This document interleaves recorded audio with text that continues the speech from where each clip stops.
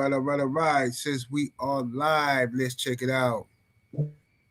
Welcome back, y'all, to another week, another episode of the No 304 Show.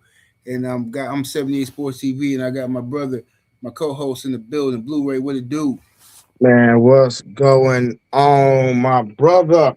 Man, chilling, man. Same old stuff, different day, man. Just over here, chilling, man. See y'all in the chat, man. See who we got in the building and see what we got going on. We got the homie Gabe Moore is in the building. What it do?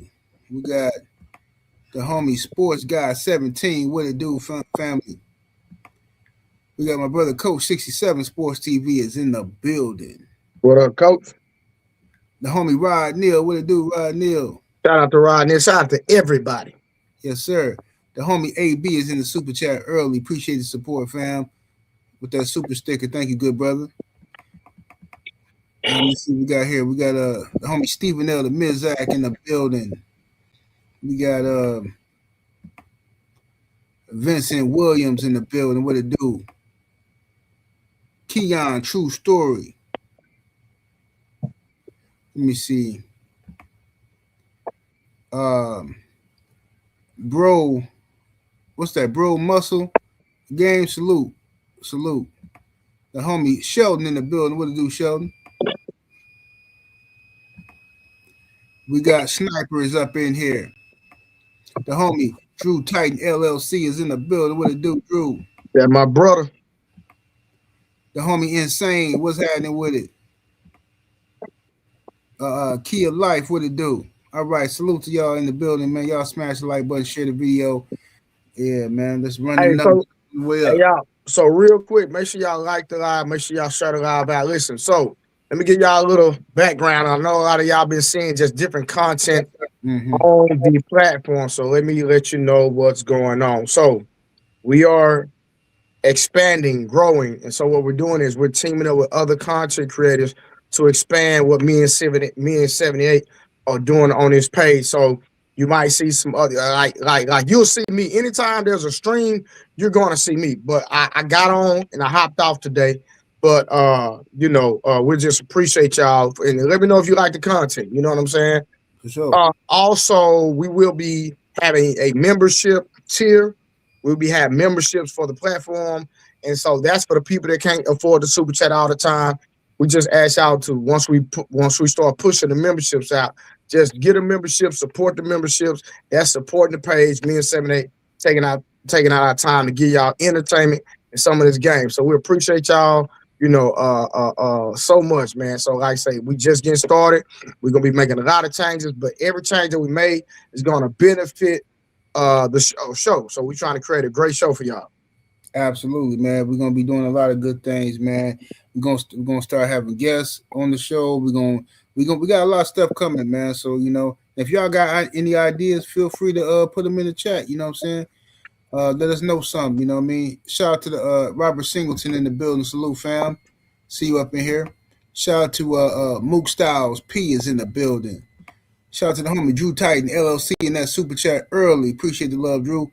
With the 2 piece, he said, yes, sir. Absolutely. You know what I'm saying? Much love, Vincent Williams. He said he gonna support whatever. Thank you, brother. Sniper, salute, homie. All right, y'all. Let's go and get down to it. Bree Media, salute. What's that? BNI Media, salute. All right. What's up, Justin Cash? I see you in the building. We got a good show for y'all today, man. Some good questions. So let's go and get to these reviews here. See what we got going on. What's going on in the world, 78? All right. First thing first, man. Let's go and talk about it. Some diabolical stuff here. They say that son came back to the scene of the crime and confessed to killing his dad. He told deputies the voices inside his head told him to shoot him. Neighbors heard the shots, but they did not know they were deadly rounds. I thought I heard some fireworks,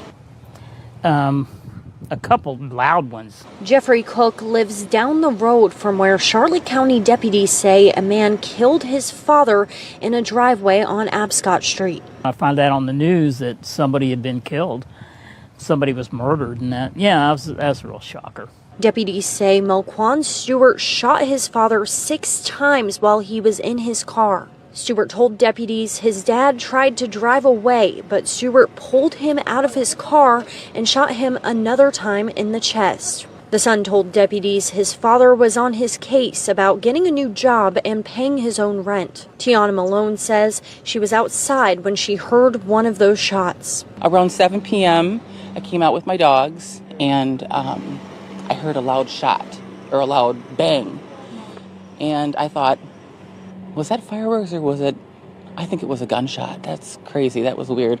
So I went in the house and I told my husband, and he's like, yeah, I heard it too. Here it is Christmas time, and, it should be a really fun time of the year, and then something like that happens. So, where exactly? Because I know that, they've got a family. So it's just really sad.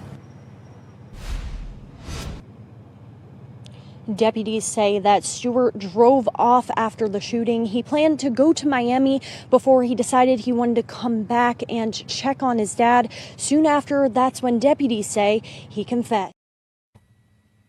This is just nasty work, man. So this y'all heard the story.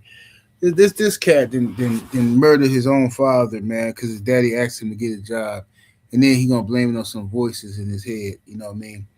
Boy, what's your reaction to this, man? Well, the fact that I grew up in church, I find the aspect of, demonic influences influencing somebody. I've seen some demonic activity, and this was definitely demonic activity, but I'm not just going to blame it 100% on that. And what I see is a lazy Negro. That's what I see. I see a lazy Negro that can't go work at Walmart, can't go work at McDonald's. Bro, listen, this is what we have to do as people, fam. Sometimes you gotta crawl before you walk. If you worried about, because this is what I see. I see people who are jobless that are saying, they'll go before a job. Hey, I got a job interview. They go to the job interview and they come back. You be like, did you get a job? They be like, nah, they weren't paying enough. Right. Bro, you ain't got nothing coming in right now. Right. You have $0 coming in. So how you gonna sit up here and say, have the audacity to say they're not paying enough? Negro, you ain't got nothing coming in. So guess what? If you have an issue with the pay, let's say your goal is $30 an hour. Well, guess what? If this one paying 15 and this one paying 15, so that equals $30 an hour. You just might have to put a little bit more work in. What's the issue with putting in more work when you're not doing nothing anyway? You understand what I'm saying? So take the jobs that are available, do that, stay diligent until you get something better. That's called common sense. But this is a case of a lazy Negro. That's all it is. It ain't got nothing to do with no demonic spirit. Maybe he was smoking on some K2 or some extra that made him flip out. That's a possibility. We're not going to just blame this on the devil. No, you're a lazy man. You need to get off your butt. Point blank, period. Agreed, 120%, man. This is what I'm noticing more and more often now. Is a lot of young folks that don't. This is the first male I see do this, but I've been seeing these type of stories in the last 5 years of young women, young girls crashing out because or young or white dudes. I've seen that too, but it's the first young black men I've seen crash out, especially on the father, because somebody told him to get up and get a job. I've seen countless stories of people, mothers telling their daughters, you gotta get up, you gotta fend for yourself. People telling their sons, you gotta get up off the couch, stop playing these video games, and they all ended up getting murked. These parents are getting murked. I don't know what kind of raising of the children is going on, but bro, I'm still scared of my parents to this day. So I don't know, and I mean that in a way that not like a Pennywise scared. I mean like the fear, a healthy fear of and a respect. I still have that for my father today, and I'm a grown man. You know what I'm saying? So I don't understand what these dudes. I couldn't even think of harming my father because he told me to get up and get a job. This is crazy, bro. What kind of world is we living in? The level of entitlement you gotta have to think somebody else supposed to fit the bill for you and take care of you your whole life, and you never supposed to have no responsibility to be an adult. It's crazy. It's unbelievable, man. But you on mute, Blue.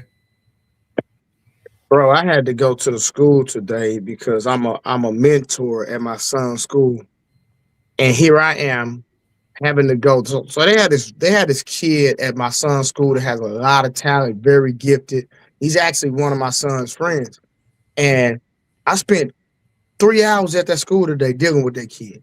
I had to spend an hour in the morning. Then they called me back. That's why I jumped off the live when we were streaming earlier from the other platform, and we went up there and spent another 2 hours up there dealing with him. My son see me. My son like, but he know I'm not up there for him because he already understands how to conduct himself. Because you have my last name, you represent my last name.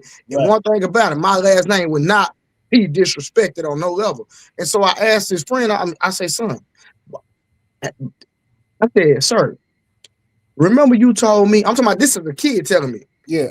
He said, man, your son, man, he don't do nothing wrong. Like, this is a kid telling me this, bro. Right. Man, your son, he don't do nothing wrong. I say, son, I said, why you think that is?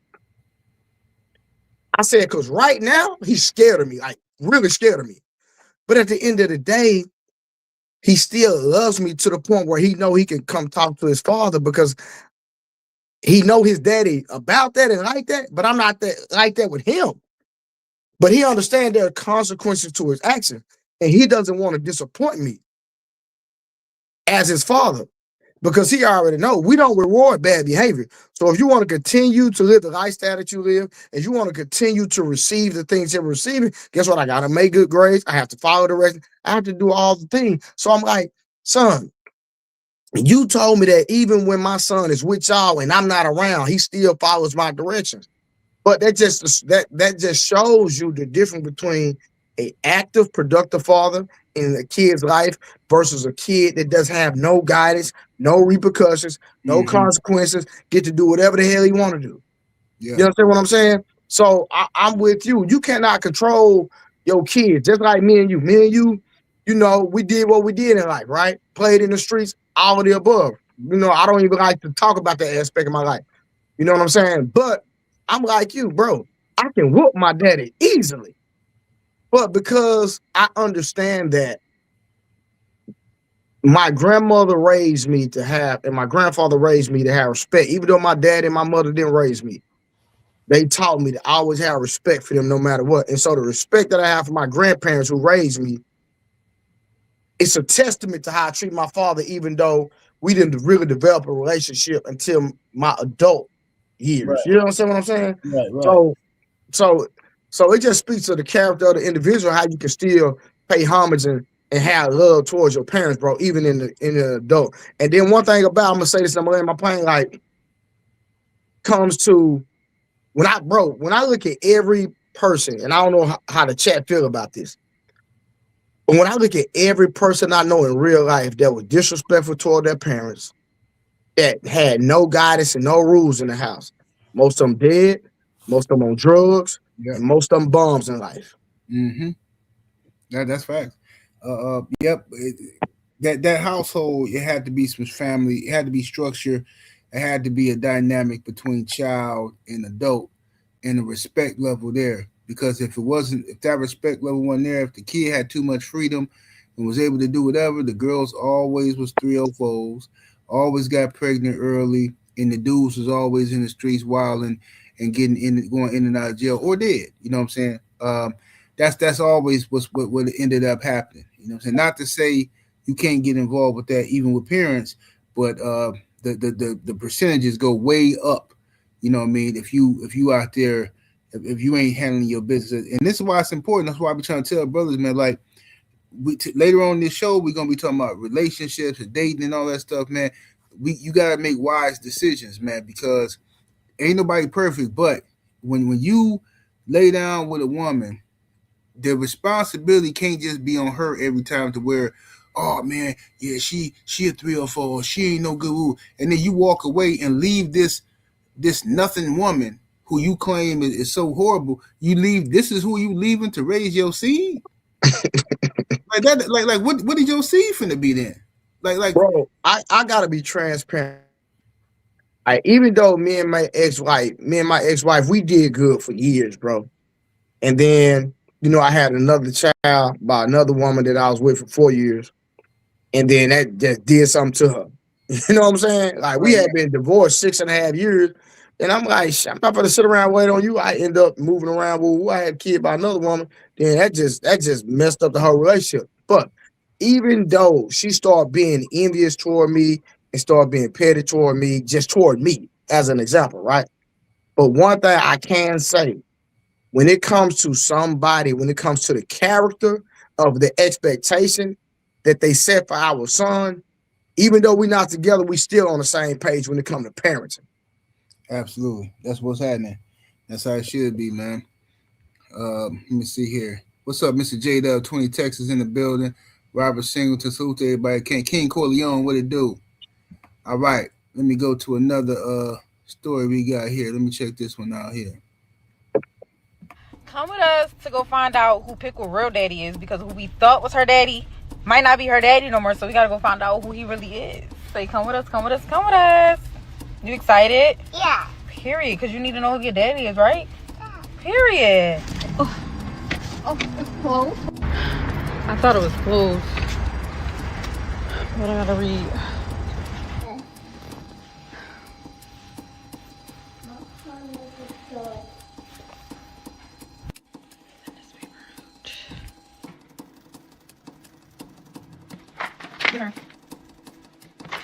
All done.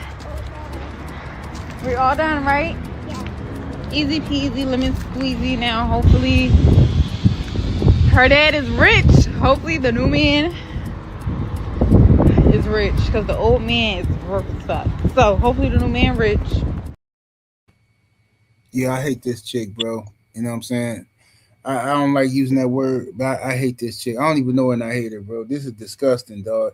And that beautiful little baby, man, it's finna. She ain't got a chance, bro. She don't have a chance, bro. God, that was heartbreaking just watching that. And that little girl's so innocent. You know what I'm saying? Like, she's literally brainwashing her to be a terrible woman, bro. Like, she's indoctrinating her with the mess that she, bro. That's crazy. It's sick, bro. I don't get how.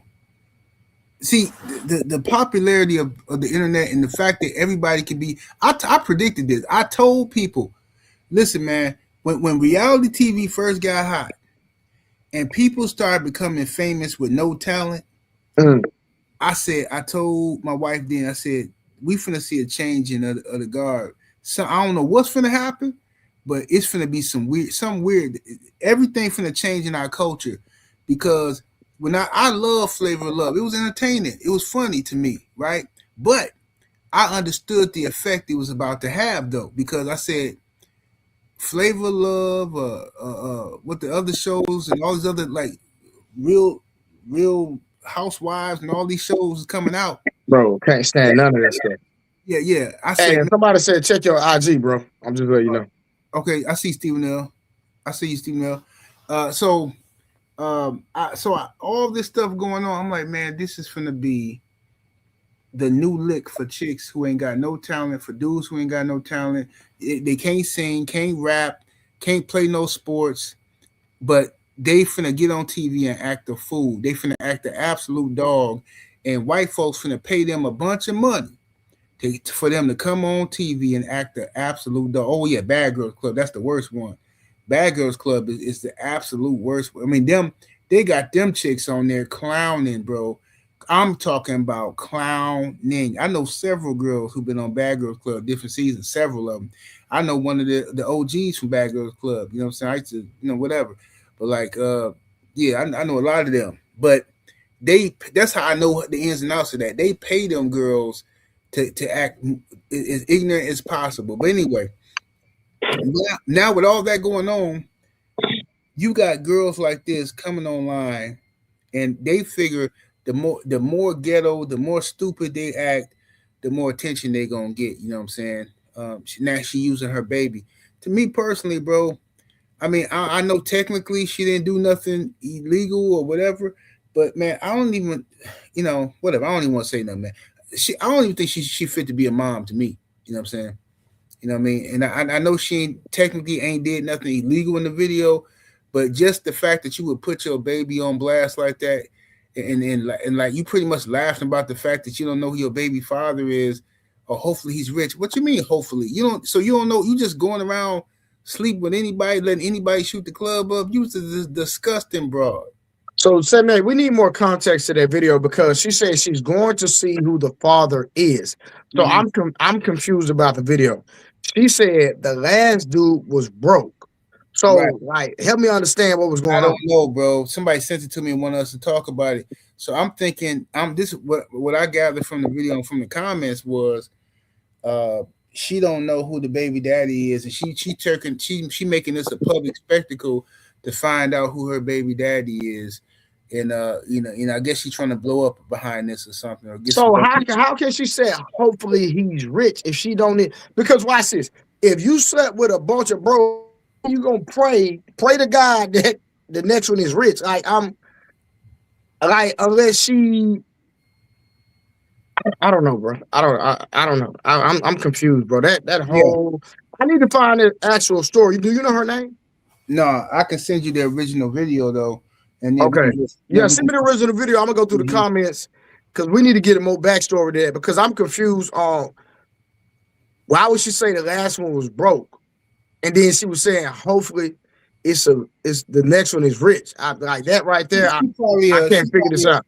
She probably a 304, went to some bachelor party and let everybody in the room smash and don't know who was who and just that's how a lot of them do, man. A lot of them chicks don't be knowing what happened. They go to these parties and they get wasted and then they wake up the next morning and don't even remember who smashed. I told you I had one chick trying to tell me that I was her baby. They said I've been looking for years, and that had me all scared. I'm like, what are you talking about? She's like, I think you my child's father. And this, I'm like, huh? How? She was like, you don't remember? I said, baby, listen, I remember everybody I smashed. Me too. And I said, you don't remember what happened because you probably was, you was used to get faded back in them days. She's like, no, I remember being with you. No, I'm gonna tell you what happened. No disrespect to you, because she tried to tell the child that I was the baby, that I was her father, right? And I had to tell her right in front of her, listen, don't do that. Because I remember exactly what happened. I said, you can only be in risk of getting somebody pregnant if you have intercourse with them. Me and you never had intercourse. She said, no, but I remember because I remember exactly what happened. You don't remember. Girl, you gave me head and you went to sleep with it in your mouth like a pacifier. And I got up off of you because I didn't want to do nothing to you while you were asleep. I said, you fell asleep with it in your mouth. Bro, listen, bro. I'm going to be real with you, mate. Bro, and I'm talking about even when it comes to even when I'm in relationships, and I don't even deal with women that drink anymore. But at that time in that phase of my life, when I did deal with women that drink, I've always getting sloppy drunk has always been unattractive to me. Like I don't even when I can't stand a sloppy drunk woman. But even if I was dating a woman, if my girl was sloppy drunk, I would not have intercourse with her, bro. Period. I would not. Right. That's me though. I'm not putting that conviction on nobody else. But I'm talking about sloppy drunk. We done had a night out and you done got to the point where you barely conscious and all that. I'm not touching you. I like participation. You know what I'm saying? And I like somebody to be conscious enough, even if you're a little tipsy, you know what's going on. But sloppy drunk to the point where, you know what I mean? Like I used to date this one chick, bro. Like, bro, we would get it in, bro. And she wouldn't even remember the next day. I'm like, Hennessy, do you like that? Now, it wasn't all alcohol. It was certain alcohols that are like that. So I was like, you know what? Guess what? Hey, when you drink this specific liquor, we not doing that. I'm telling you right now, if you drink that, we not doing it. Because what you're not, and this was my girl, what we not going to do is that here I am, we getting it in, then you going to tell me, and then I talk about it, then you act like ain't nothing happened. Mm-hmm. Oh, Like, what? Man, mess me up, bro. Yeah, nasty work, man. Yeah, I can't. Once a woman she get into now, I don't mind a woman to drink, but once a woman get wasted, you know what I'm saying, to the point where I know that she ain't. No, you ain't finna blame it on the alcohol with me because I know how it go nowadays. Nowadays, me and you both. This how society work. I can meet a woman at the bar. She could be there before me getting hammered, right? If I come in and I start ordering me a drink, and then I'm talking to her, we having a good time. I order her a drink, boom, boom, boom. I done had 2 drinks, she done had however many, right? We leave together, right? We go to the hotel, we smash. She can wake up the next day and say, "You took advantage of me. I don't remember what happened." 100%. Yep. And the crazy part is, people gonna rock with that too. They're gonna be like, "Yeah, I don't know, man. You shouldn't have did it. Shouldn't have messed." Bro, I swear, bro, like I'm gonna teach my sons, bro, because text messages now are like a legal document in court. You know what I mean? Absolutely. Like, so even if you can't get an NDA, I'm gonna tell my son, bro, once you get to that level where you start, you know what I mean? I don't want you, but a man gonna be a man, boy gonna be like, I know it's gonna happen. I'm not even super hold it in there, act like it ain't. I'm gonna set the standard, but hey, protect yourself. But bro, don't ever smash a woman without you saying, hey, can we? I need you to physically text her, hey, are we gonna have? We need to see her response. Yes, because she got, bro. You know how many dudes know that women done lied on them, bro? I know a lot of men, bro, that been lying. Hey man, but that's a good advice to tell your son. I'm gonna tell you, text messages absolutely work. Now I always tell brothers, man, stop deleting your text messages. Okay, listen, if you're doing something you shouldn't be doing, and your woman check your phone and all that stuff, you in the wrong game. You playing the wrong game. Okay, because shouldn't nobody be checking your phone. You shouldn't be doing nothing where you gotta delete all your stuff. What you need to be doing every time I have any type of interaction with a woman. So I don't want to scare none of my female homegirls and nothing like that. This is for everybody. When I have interactions with females, I always send all that stuff to. If the conversation get frisky, I always send that stuff to my emails and I save it. You know what I'm saying? Because just in case something happened, I never had to use it except for one time. Like I said, when this nutty broad, you know what I'm saying, try to accuse me of being Diddy or something, you know what I'm saying? So I had to use that and show the police, and they was like, man, the dude told me, he said, you a bad boy. He said, you kept everything. I said, you damn right. Kept everything. My older brother, bro, to this day, bro. Like me and my brothers, bro, we've just been we've been them dudes that, bro, we ain't never had to get out of character, act like that. Women just cater to us. It's just who we are, right? My older brother, he was messing with this chick, bro. I never liked her. I'm talking about I never liked this girl, bro. When I met her, I didn't like her. You know what I'm saying? Yeah. And so when he broke up with her, bro, she played a dirty game. Bro, guess what this bro did? What she did? This woman said that my brother fondled her 2-year-old. Ooh, wee. Oh, man, that's vicious. Yeah, they do that, though. They do that. Watch it, bro. Now, my brother had already served time in prison before. And he liked that. My brother said, bro, I done been in prison. I'm not scared of going to prison. I'm not ducking no reg, no none of that when it comes to prison. But what I'm in prison for is messing with no babies. Yeah, absolutely not. You know what I'm saying? He say, bro, you get treated totally different when you violate kids, bro. Absolutely. And so my brother was like, so what happened was this, I'll make a long story short. So they asked, bro, the bounty hunters came to my door, bro. I'm talking about where the house I'm at now. Bounty hunters came and got her, picked him up, boom. Bro, boom, he got his phone call. He called me. He was like, bro, I'm talking about, bro, he hot. So he was like, bro, I'm innocent. I said, bro, you ain't got to tell me you innocent, nigga. We ain't built like that, bro. I'm not even worried about none of that. He was like, bro, I got a cell phone. She told me she was going to get me locked up if I break up with her. It's in a cell phone. He said, bro, you got to find a cell phone. 7-8, tell me why I found the cell phone. Oh yeah. It was an old, bro. It was an old phone that he had. Cause you know how you get a phone, you get a new one. So, Yeah, bro, yeah. I'm talking about the grace. When I say thank you, Jesus, bro. I mean, God is good, bro. Because if we would have never found that phone, with her saying verbatim what she was gonna do to him, my brother probably still be locked up right now. So I found the phone, charged it up, bro. Boom. So once I charged the phone up, I seen all the message. Boom. I called her to text. I called her to text. I said, hey, I found the phone with all the evidence in it. Woo woo. He said, hey, screenshot it. I'm sending you my email. Email it to me. But my brother was out of jail the next day.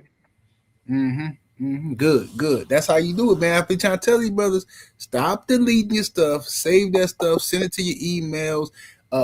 Send a copy to your email. Keep them text message threads, man, and all that stuff, man. Because I'm so glad I did. Because like I said, I needed it. The accusations, the crazy stuff I was being accused of, bro. When them police they came into my house with a search warrant, they took all my electronics, they took my phone, well, one of my phones at least, and they took my my laptop and stuff like that, and took my desktop computer, which I don't even use that joke, but they took that anyway. And then they man, so I had to, they trying to interrogate me. My lawyer come down there and they asking me all these questions like I'm the biggest pimp in America or something. So then they told me, the girl said I forced her, and I'm kidding. This chick had crazy stories like I'm buying little girls from Mexico, all kind of crazy stuff, right? Yeah, it's nasty work, right? Wow, that's crazy. Yeah. So luckily for me, I had, man, and I wasn't even being sneaky with this, right? But what she didn't know is, see, I had this app on my computer to where it records Skype conversations, right? Now I got that because when I had my OnlyFans, I was doing business with certain adult film stars. So when I would go on Skype, as soon as I log into Skype and it come on, the thing automatically start recording. And that was for business. I wasn't even being sneaky. But the beautiful part about that is it recorded me and this girl conversations without me even remembering. But the police was the ones who brought it to my attention. They said, so the detective said, hey, man, you smart. You got all this. He said, man, look at this here. And he played it. I forgot this bro was even talking this kind of crazy shit. She's saying all kind of fucked up, perverted shit. And they like, yeah, man, yeah. Everything she said, that's out the window now, because I don't see how he was like, D ain't gonna take this nowhere with this, blah, blah, blah. I said, yeah, whatever. So anyway, they give me all my shit back, let me go. And then I had the proper paperwork for everything I was doing was legal. All my OnlyFans stuff was legal. It was professional. I was operating as a manager. They wanted me to be on some nigga shit so bad, but I had all my paperwork, licenses. They were sick. They were like, okay, let me go. Everything's everything. But the point is, keep them text messages, y'all, because I still got stuff in my phone. Even though that case over with, I still got the information. Just in case, you know what I'm saying? They might bring it back up. So Divine Photos, the woman ever get arrested? No, my brother got accused of something he didn't do. I bonded him out of jail, all the above. The bounty hunters picked him back up, the whole shebang. We didn't get a dime back, and she did not get arrested. Unbelievable, man. What's up with it? Love is the word. Salute to you. Let me see here. What's up, Jason Williams? What it do? All right, let me go ahead and play this next clip we got for y'all, man. One of the most difficult questions that people considering divorce struggle with is the question, do you leave now? Do you end the relationship now or wait until the children are out of the house? And I have a very, very strong opinion on this based on 30 years of counseling tons of couples. And it's simply this: waiting until the children are 18 or 20 or something like that is the worst fucking idea you could possibly have. Why? Because the mere fact that you're going to leave means you are already conceding that this relationship is fucking toxic and you're choosing to stay in it. That means you are going to raise your children in what you already acknowledge is a toxic home environment. So you are teaching them that fundamentally this is what love is. You're teaching them that this is what family looks like. So guess what they're going to do? This becomes normalized inside of them. So when they're in their 20s or 30s or 40s, they will replicate this or create something that greatly resembles it or allow something that resembles it. Furthermore, if you wait until they are 18, guess what? Now they're among their knucklehead friends. When they're 4 or 8 or 12, they're surrounded by a community of love, right? Parents who love them, uncles, aunties, school, teacher, their favorite teacher. They're engaged in ritual. All of these things have healing effects. Plus, they can be encouraged to get their pain out. But they go off to college or they move a state away to take that job. They're surrounded by just some knucklehead friends or surrounded by nobody and they're all alone. And now you choose to drop the bomb of the worst news of their entire life, that the two people they love the very most in the entire world now are breaking up. And you want to drop that bomb? You want to put a 500-pound rock in the bag on the back of them? You want to weigh them down for, the next 10 years? Do that. Because they'll think they can just power through. They won't be surrounded by a community of love. And so guess what? They are going to suffer. You are normalizing that this is what love is for your kids. It would be far better to break it off earlier so that they have two loving parents in their lives and they can adjust sooner. They can normalize this new reality it's coming for them. Whether it's now or 10 years from now, it's coming. But they can do it sooner and they can heal in a community of love. Give it a thought. Have a kick it. You know what I love about this video? Mm-hmm. And we need to start doing more reactions to Caucasian people, just the FYI. And I got 78. I have a plethora of YT women complaining about marriage. So I don't know why they think that it's just us having these conversations. You know that, right? So I'm glad that this brother was online. Now, the difference between a lot of YT people and us is that a lot of us, we put everything on the internet. A lot of them, they just deal with the things in-house instead of jumping on the internet, talking about it all the time. But like he said, I agree with him. You know, I'm actually dealing with that now. You know, me and my ex-wife, we divorced when my son was 2. So us not being in the same house, he's used to it. You understand what I'm saying? We didn't have to adjust and wait till we get old where he's growing up in some toxic and things of that nature. So I totally agree with the brother. And I see a lot of people, I've heard plenty of men say, well, I'm just going to stay married until the kids get 18, and then I'm just going to go on and divorce my wife. I've seen it with a lot of people. So, you know, I totally agree with the brother. Man, this is a really tough one for me, man. You know what I'm saying? For me, at least, you know, just thinking about that, because like he said, you think that the best thing is to wait until they turn 18 and all that. But like you said, then it's going to depend on what type of relationship you got in that household. Because if you got some toxic shit going on in that household, that's not a good look for them kids to be around that.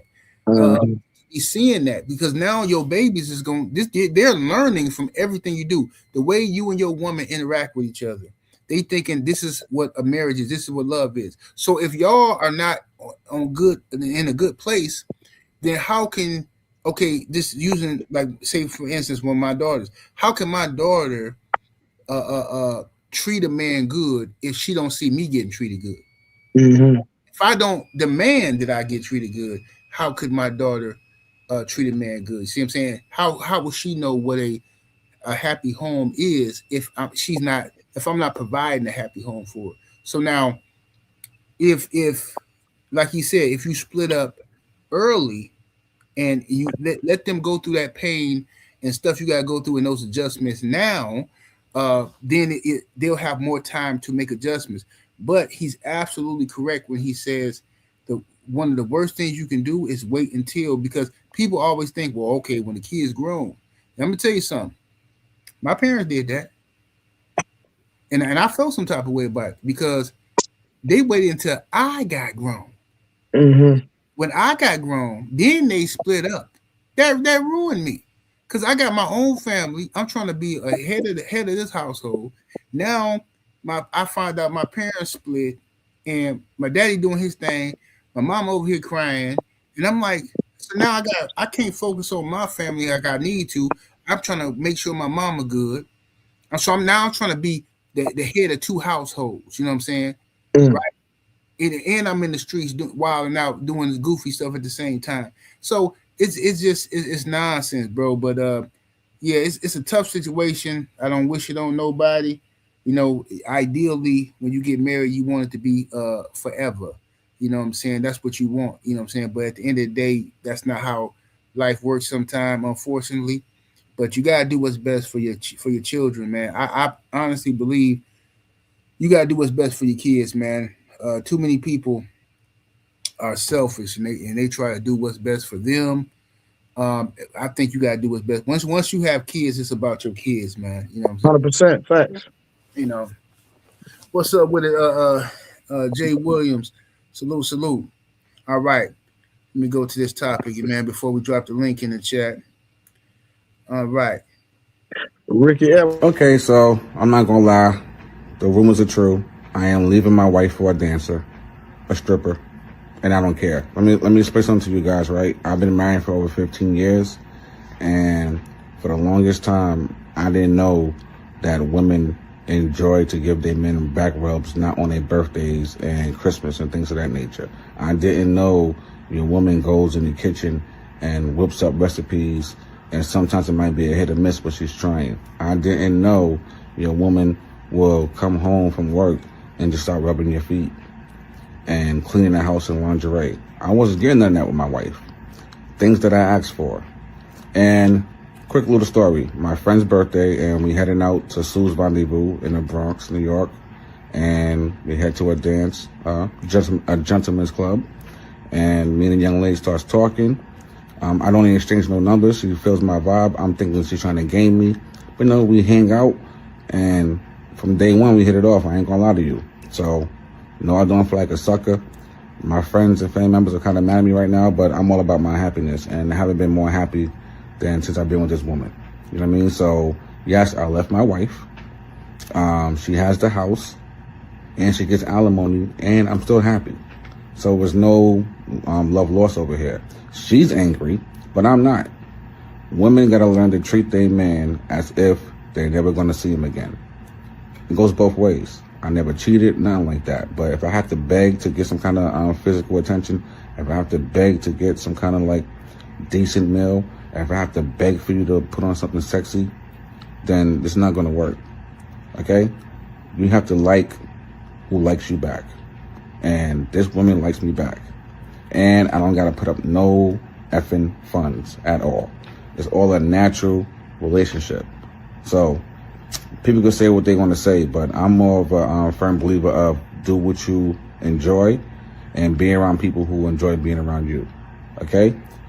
This is a different time in my life, and I'm enjoying this energy, and I'm not going to stop. All right, this brings us to the topic of the show: a good wife or a good 304. What do men really want? First of all, what's your reaction to this guy right here, Blu-ray? This nigga gets the Goofy of the Year award. Bro, this dude is naive. Yeah. He literally said he's dealing with a stripper and he doesn't have to come out of his pocket. Man, if this ain't the most cap, I don't know what it, but what? Nigga, to get a lap dance, you gotta pay. What are you talking about? What? Right. Bro, listen. He don't understand. He first of all, what man go around for the first time? I'm happy. I'm happy.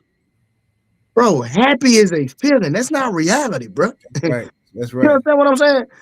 I teach my son all the time, bro. We don't make decisions based off how we feel. Your feelings. Talk about it, bro. Talk about it. I can be mad 5 minutes from now, and I can be happy a second later. Feelings are fleeting. They come and they go. You don't ever make decisions based on how you feel. You're goofy. Now, listen, he got to look at 10, 15 years down the line. That's what he got to look at. Mm-hmm. And so I can promise you, just because a woman is a stripper, make her a bad person, but she does have bad values. You understand what I'm saying? So this is my thing. I can never trust anybody that will compromise their value system for $1. It's like, right. I'll mess over you. I'll mess up your business contract because I'm getting paid more, or I'll do this because of money. The Bible say the love of money is the root of all evil. I don't care if you're not religious. I don't care if you don't believe in Jesus. But nigga, if you don't believe that, you's a goofy. Right. You understand what I'm saying? Everybody I know that's been in, I'm gonna just use the dope game, right? Everybody I know that was greedy I always end up with something bad happening to them. You know what I'm saying? Right. At the end of the day, when I make decisions, I don't make decisions based off the dollar amount. If it goes against what I believe in, I don't do it. Period. And if somebody, one thing about your body, bro, you cannot. The body doesn't have a price on it. It's priceless if you ask me. So if a woman will say, "Hey, I will exchange this fake entity," because you know money is a fake entity. It's a man-made. It's man-made, bro. Somebody came up with this theory that, hey, we can use this to purchase this. You already know. When we go back to our ancestry, it was all about the barter system. Right. We're going to look out for everybody. Everybody bought us. Everybody used their gifts, their talents to bless the community so we can work together and nobody goes without. But then when you look at the world we're in today, as up to date, came into the place, they start exchanging this for that. So I just feel like that. Listen, anybody that'll compromise their soul, because when you give your body to a man, you giving up your soul for $1. I can never trust me. Hey man, hey, I got a video coming tomorrow about that on the No 304 show. The same thing we just talking about now. But yeah, man, it's like, look, this dude. First of all, I sympathize slightly with the notion of him not, him. He said he talked to his woman and his wife, and he trying to get her to do stuff, and she didn't want to do it, so he's seeking that attention elsewhere. I get that. However, that don't mean you got to be a sucker, brother. Right? I understand the need for, okay, if like, for instance, your wife can't cook, right? And so you want her to learn to cook, right? That comes from effort. She got to care. She got to want to learn to cook, right? But let's say she not learning to cook. So I can understand you creeping off and going and or Sister Jones made a plate and all that kind of stuff. I get all of that. But bro, to lie to yourself is the worst person to lie to yourself. Okay? So you go out and tell yourself that you ain't got to pay this stripper, okay? This is a dancer. You say your friends and family are angry with you. You know why, bro? Because they can see you a sucker. What you're doing is wrong, and they got love for you. But you can't see it because you're so thirsty. You've gone without affection for so long that now you're thirsty. See what I'm saying? And now it's like you ain't had nothing to drink in 5 days. So you thirsty. Now you will accept this toilet water because you don't want to die. You drinking water out the toilet, messing with this stripper, and your friends and family see it and they say, "Bro, don't do this, man. Don't do this." So now you just said your wife got the house, right? Yeah. She paying, and you paying her alimony, right? Goofy. Right? And then you got the nerve to think this relationship with this stripper ain't finna cost you. Come on, fam, what is wrong with you? What's happening with now? Let's say hypothetically that she's not taxing you right now. Hypothetically, right? Let's say you telling the truth, which I know you're lying, but let's just say you telling the truth. This is called the long con, brother. She sees the pot of gold at the end of the rainbow. You see, she like, well, look, okay, I ain't gonna break him right now because I need to lower him in. She gonna wait until your silly trick behind get her pregnant, and then your life is over. It's over, brother. It's over. Now she got that baby. Now you got to take care of 2 households, and you walking around here looking. You finna be looking dusty, busted, and disgusted. And you're gonna be right here on YouTube on these podcasts, and somebody guess talking about how these hoes ain't this and that, and they be lying and all. But then you're gonna leave out the part where you did some sucker stuff.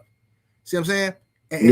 And this is it right here. Dude, you don't ever marry no stripper, bro, or leave your wife for a stripper. If you just say, you know what, my wife ain't taking care of me, so I'm finna get a divorce, right?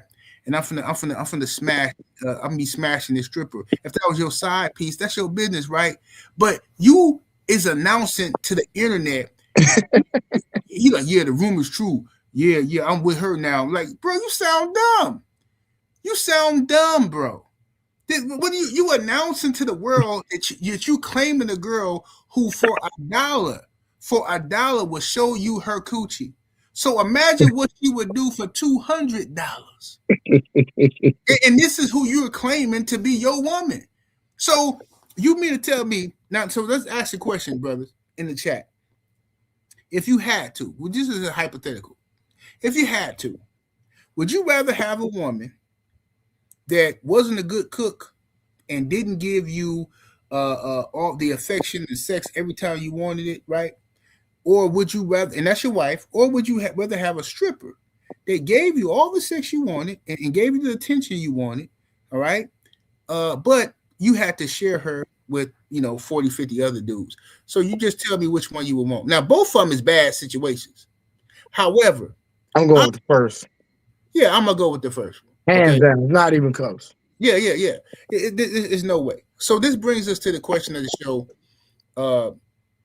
Do men want a good wife or a good 3 or 4? Now, I asked that question thinking about this cat because it's like a lot of brothers I notice when you listen to them complain, if you listen to them carefully and just let them talk, you can hear in the back of their mind a lot of dudes want an in-house sex slave.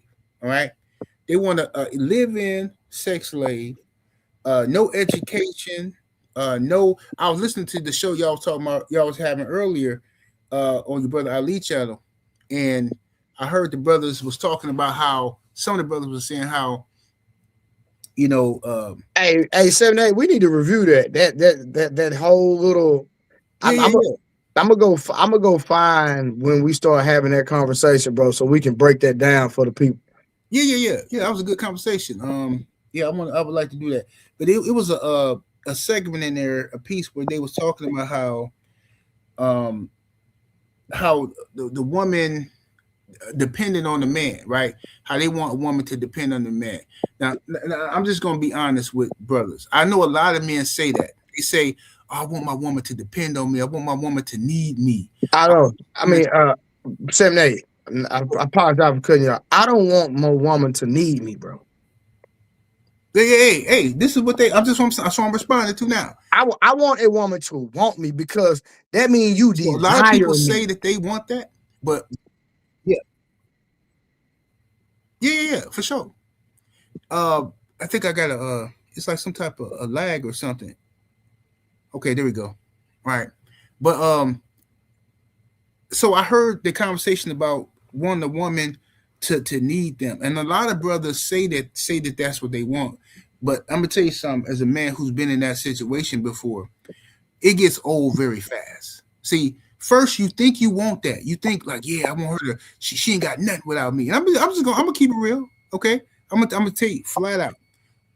Look, I had a broad who didn't have nothing. She dropped dead gorgeous, absolute dime piece, but she didn't have nothing. Okay, she come from a bad situation.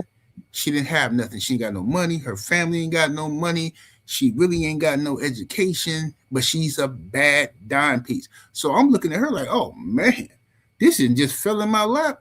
Oh, I'm finna get her some new clothes, and man, she finna be out here looking like Beyonce. You know what I'm saying? And boy, she was out here shining.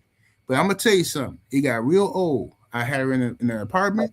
She calling me for every little thing. hey, could you come over because the sink is leaking on the bottom. It's a lot of water, and I'm like, hey, turn off the main water line. Where that's at? I'm like, baby, you don't know what it? No, I don't know. I don't. Okay, I gotta stop what I'm doing and go run over there. Okay, cool. All right. Oh, we ain't got no more milk. Okay, go to the store real quick. Uh, you know, I'm scared because them guys be looking at me when I walk down the street and woo. And then see, dudes think they want that until they get it. When you actually get a woman who can't do nothing without you, she needs you to go to the store. She can't drive. She needs you to go do this and that. See, some dudes think they want that because that they got a fine girl who they know for sure gonna be in the house when they come back home. She gonna be there. They can smash the gas on her, have sex with her, and this and that. Bro, that stuff get old. I promise you. You're gonna get mad. You're gonna get tired of her. You're gonna start thinking. You know what I'm saying? I'm telling you, I've been there because I thought I wanted that. I thought I did. I was like, yeah, man, I got this. I'm bragging to my friends. Boy, that got so old so fast, boy. After about 6 months of that, bro, I was done. I was like, man, nah, you got to be able to do something. So yeah, I'm gonna tell you what I did. I sent her to school. I sent her to school. I was so frustrated with her ignorance, but she was gorgeous, but just ignorant. I said, yeah, I'm gonna have to go ahead and I'm gonna have to school. I schooled her myself on a lot of stuff, but then I had to send her to school to learn some cosmetology and stuff so she could have something to do. Because listen, you ain't finna be in my face all day asking me questions. You know what I'm saying? I can't even sit down and watch the game without you asking goofy questions. So whenever dudes say that, I always laugh because I know they ain't never really had it before. Bro, I remember when I was in my P stage. You know what I'm talking about? I had that. Yeah. And so, I mean, one time, bro, like, and I'm just kind of talking about the whole stripper thing, but I'll talk about that too because she was very clingy. And so, I remember, I took her on a stroll one time, boom, boom, boom. She do her thing, boom, she come back. Daddy this, daddy that. Don't call me daddy. You just upstairs slobbing on a nigga. What's wrong with you? You know what I'm saying? Right. And this same woman, bro, like I would never sleep with her, bro. She used to be so mad. I'm like, listen, I'm not like the other P's, man. These P's probably gonna sleep with you. I'm not one of them. You's are. You know what I'm talking about? You getting paid for this. You get paid to let men slide up in you and you doing whatever request he had. I'm just here for protection. That's all I'm here for. You understand what I'm saying? But then even though I know, I'm the P or whatever, but at the end of the day, I'm not one of them. They're gonna sleep with you and become having that boyfriend, girlfriend camaraderie, and just because I'm managing you. You know what I'm talking about? Yeah. Because some dudes do it, they be like the whole relationship. Yeah. I'm not doing none of that. Man. I'm here to get the money on the money. That's it. Listen, call me your brother or something. I'm not your daddy. You know what I'm saying? But at the end of the day, bro, I just can't wrap my mind around me knowing a woman is living this type of lifestyle and trying to trust her, et cetera, and then being in a relationship with a woman like that, bro. I could never do it. Any woman that I dealt with from a managerial standpoint when it was coming to the P, you know what I mean? They always wanted to be in a relationship because that's what they were used to. But when they met me, I don't do relationships with no 304s. Not happening. I don't care what it is. You know what I'm talking about? And then, just like and to piggyback on the whole need thing, bro, I don't want no woman to need me. Because if your submission is not willingly, I don't want it. Yeah. Because I heard the argument, and the argument was, well, if a woman wants you, she could change her mind and not want you. Well, that's the same thing with need. Need, exactly. Because if a woman needs, listen, I could need a job today. But if I get a job tomorrow, guess what? I don't need a job no more. Mm-hmm. So a woman could need you while she's in a position to need you. But the moment, especially when you're dealing with some managerial situations, you know what I'm saying? When you're managing these 304s, a chick could need you. But I'm gonna tell you, that same chick I was just talking about, this what happened with her. I think I told this story before on Patreon. This is what happened with her. Now, mind you, she bad, right? One of the finest I ever had. Right, but she was broke. She didn't have nothing, busted and disgusted. Right, this is what she did. she needed me, and I was getting so frustrated. Like, man, this girl, like, man, bro. After 6 months of smashing on her and stuff, and then after you did every nasty sexual thing you can do to her, so it ain't really done. It ain't nothing more. It's not exciting. It's not exciting. And then guess what happened? So once I schooled her and I started putting her out there with the tricks, this is what happened. She run into a trick, with some money. You know what I'm saying? A little punk ass exec for the Milwaukee Brewers. Yeah, I'm snitching on him. So he stole the broad from me, right? Mm-hmm. So he didn't stole her. He didn't promise her the world. You know what I'm saying? So she like, he tell her, yeah, I can do this for you. I can do that. And, you don't got to be with that guy. You don't need to be up with a pimp. I'll put you in the apartment. I'll take care of you. Woo, woo. Right. So she ran off with him. Guess what? She didn't need me no more because she got this rich trick, allegedly. Right. So she got the rich trick now. So then I said, okay, fuck it. Charge it to the game. I ain't finna trip. He got her. Right. Guess what happened 4 months later? She called me. She called me. Hey, I'm sorry. I know what happened. I know you mad, but I just want to come back because this guy, he just, he never has time for me and this and that. I'm like, well, shit, he a rich motherfucking white boy. That's what they did. This motherfucker traveling. He got shit to do. Like he got you in an apartment and shit like that. Like, you should be good. Like, what the fuck is you complaining about? You know what I'm saying? You got to go out and live your life. Yeah, I know. It's just boring. I said, well, look, if you want me back, then you know what I'm saying, you got to pay me for what you did. You know what I'm saying? I'm gonna need $20,000. That's your choosing fee. She came with 17. I took it. You know what I'm saying? Yeah, bro. Cause like even like I say, even when I went through my peace stage, right? Like, so it got so frustrating, bro. Cause here I am. I understand I'm living this lifestyle. Woo, woo. I signed up for it, bet.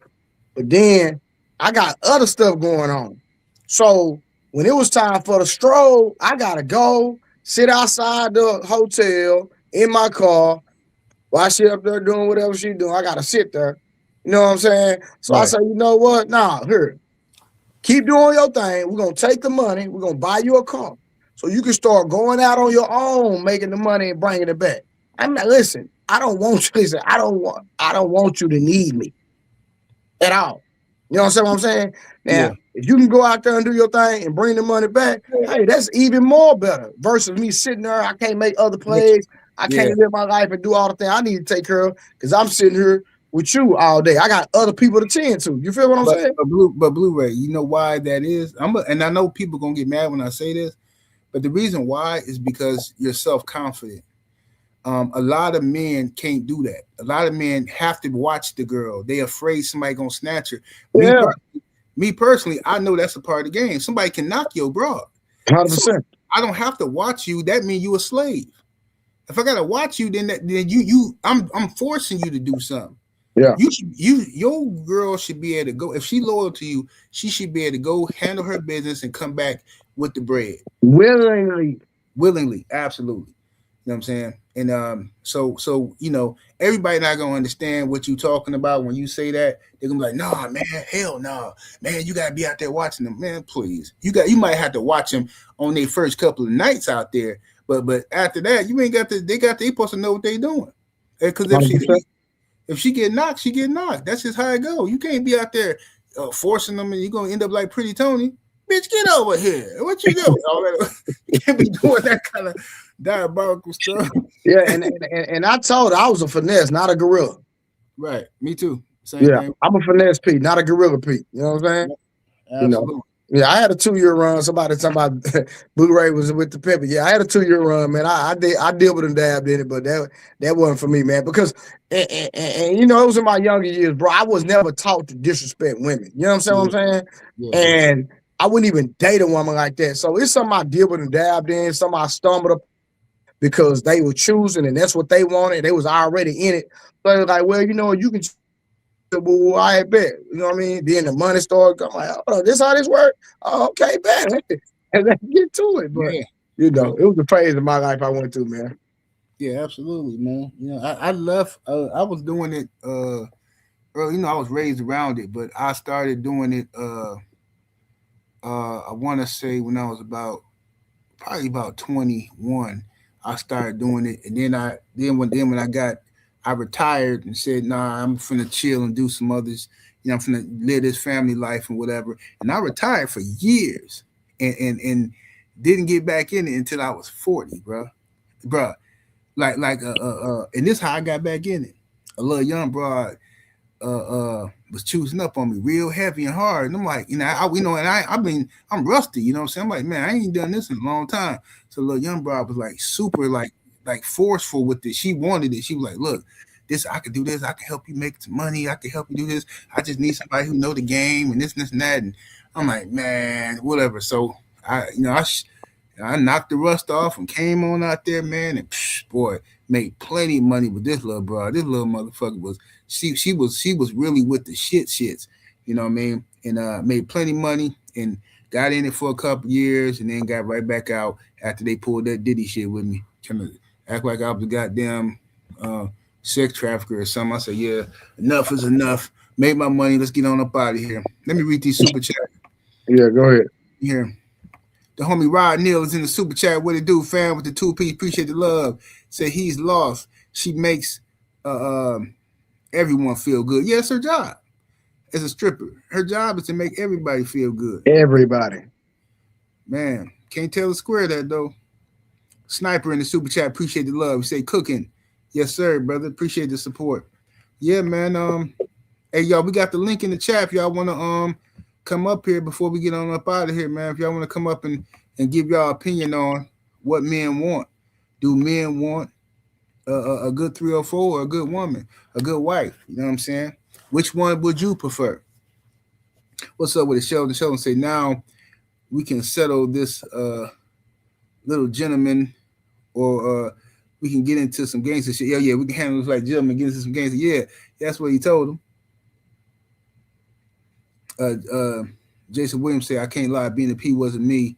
I had a chick that wanted me to handle her like that, but I was a square. Hey, it's all good, bro. We all start listening. I was raised around it, and I never wanted to do it because I always thought it was mean spirited and all that kind. I was talking like a straight square. I was like, nah, man, what y'all doing to them girls is wrong. This ain't cool, man. And that's how I was talking about my uncles and stuff. And then, once the girl came, I was in Capitol Court. I was in this mall in Milwaukee called Capitol Court back in the day. And I had my I still remember what I had on. I had some Stacey Adams on. I had a smooth little player fedora hat on, and I had a Coogee sweater, a brown and black Coogee sweater, right? And some slacks. So I'm walking through the mall, and I'm a youngster. You know what I'm saying? So this chick just walked up to me. I was with my cousin. She walked up. She thought I was the pimping because of the way I was dressed, and she just came up and chose me and put $400 in my hand. I'm like, huh? And I knew what it was, but I was too much of a square to like really put the macking on it. So I played it off and got her number and all of that. And she was like, yeah, I wanna get with you. Let's get with you. Let's get up tonight and all that. So I called my uncle, who's the producer. I said, man, I got one. You know what I'm saying? She just gave me $400. I said, he said, all right, so what you calling me for? I said, man, so what I'm supposed to do with her? He said, man, look, just tell her what you supposed to do. He said, man, just tell her to meet you over by my house. Right. So I get and brought my uncle address like a dummy. By the time I get there, he'd already knocked her.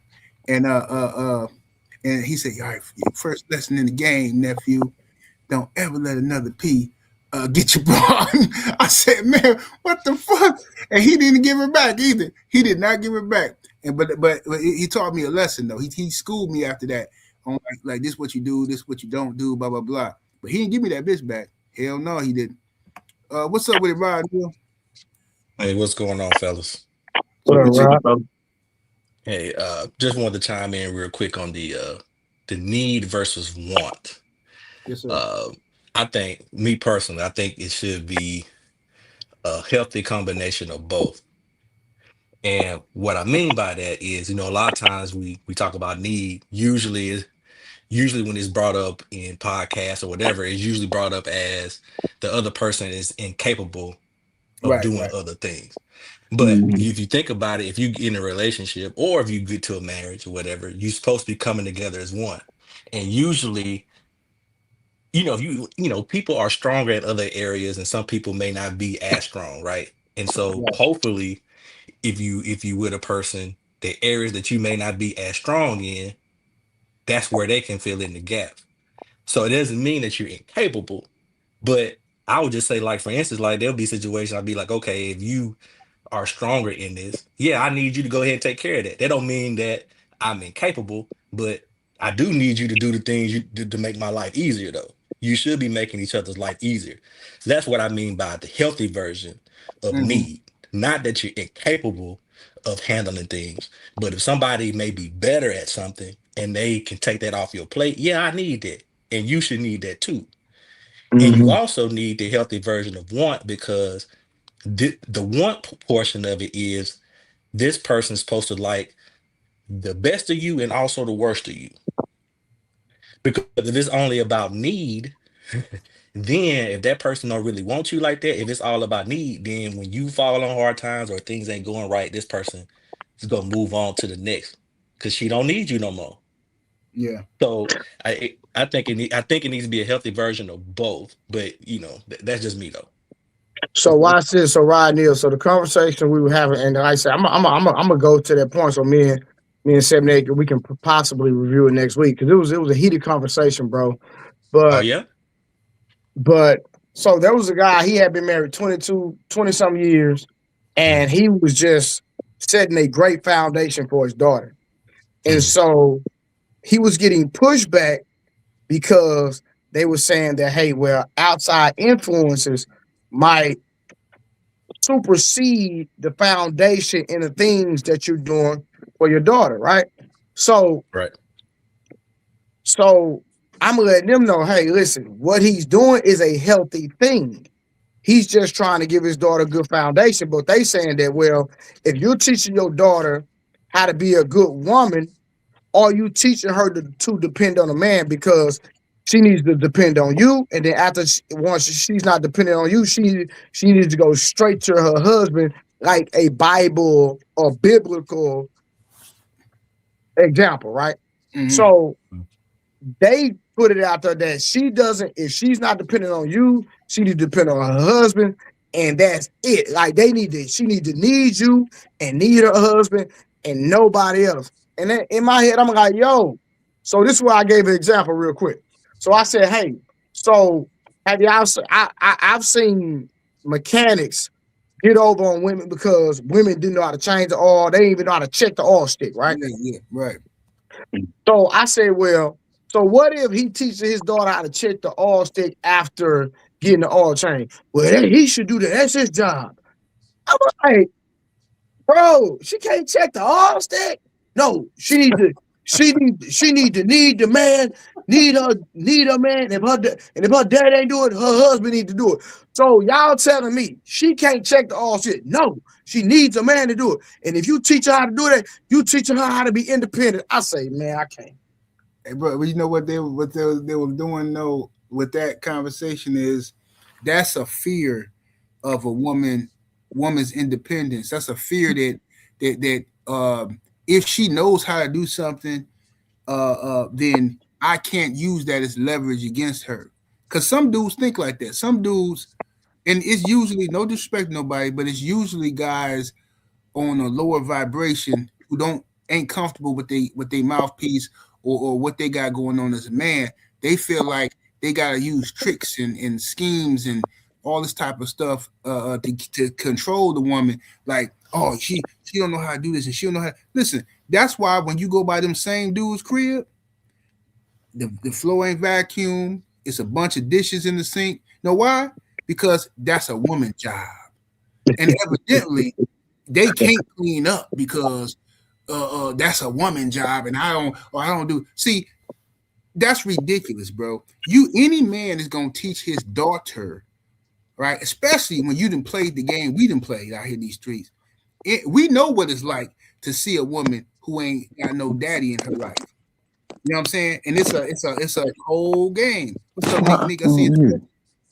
It's a cold game. A girl who ain't got no daddy, she always gonna be easy work. So our job as fathers is, okay, Let me do the best we can to teach my daughter the game and teach her what to look out for, teach her how to be. Hey, Hey, hold on. Somebody need to mute. If somebody need to mute that, what's something going on? Mr. Sharp got going mute. Oh, okay. Oh, yeah, go on mute. Yeah, bro. All right. So we're gonna teach our daughters. I still hear it 7-8. I got him. I put him on mute myself.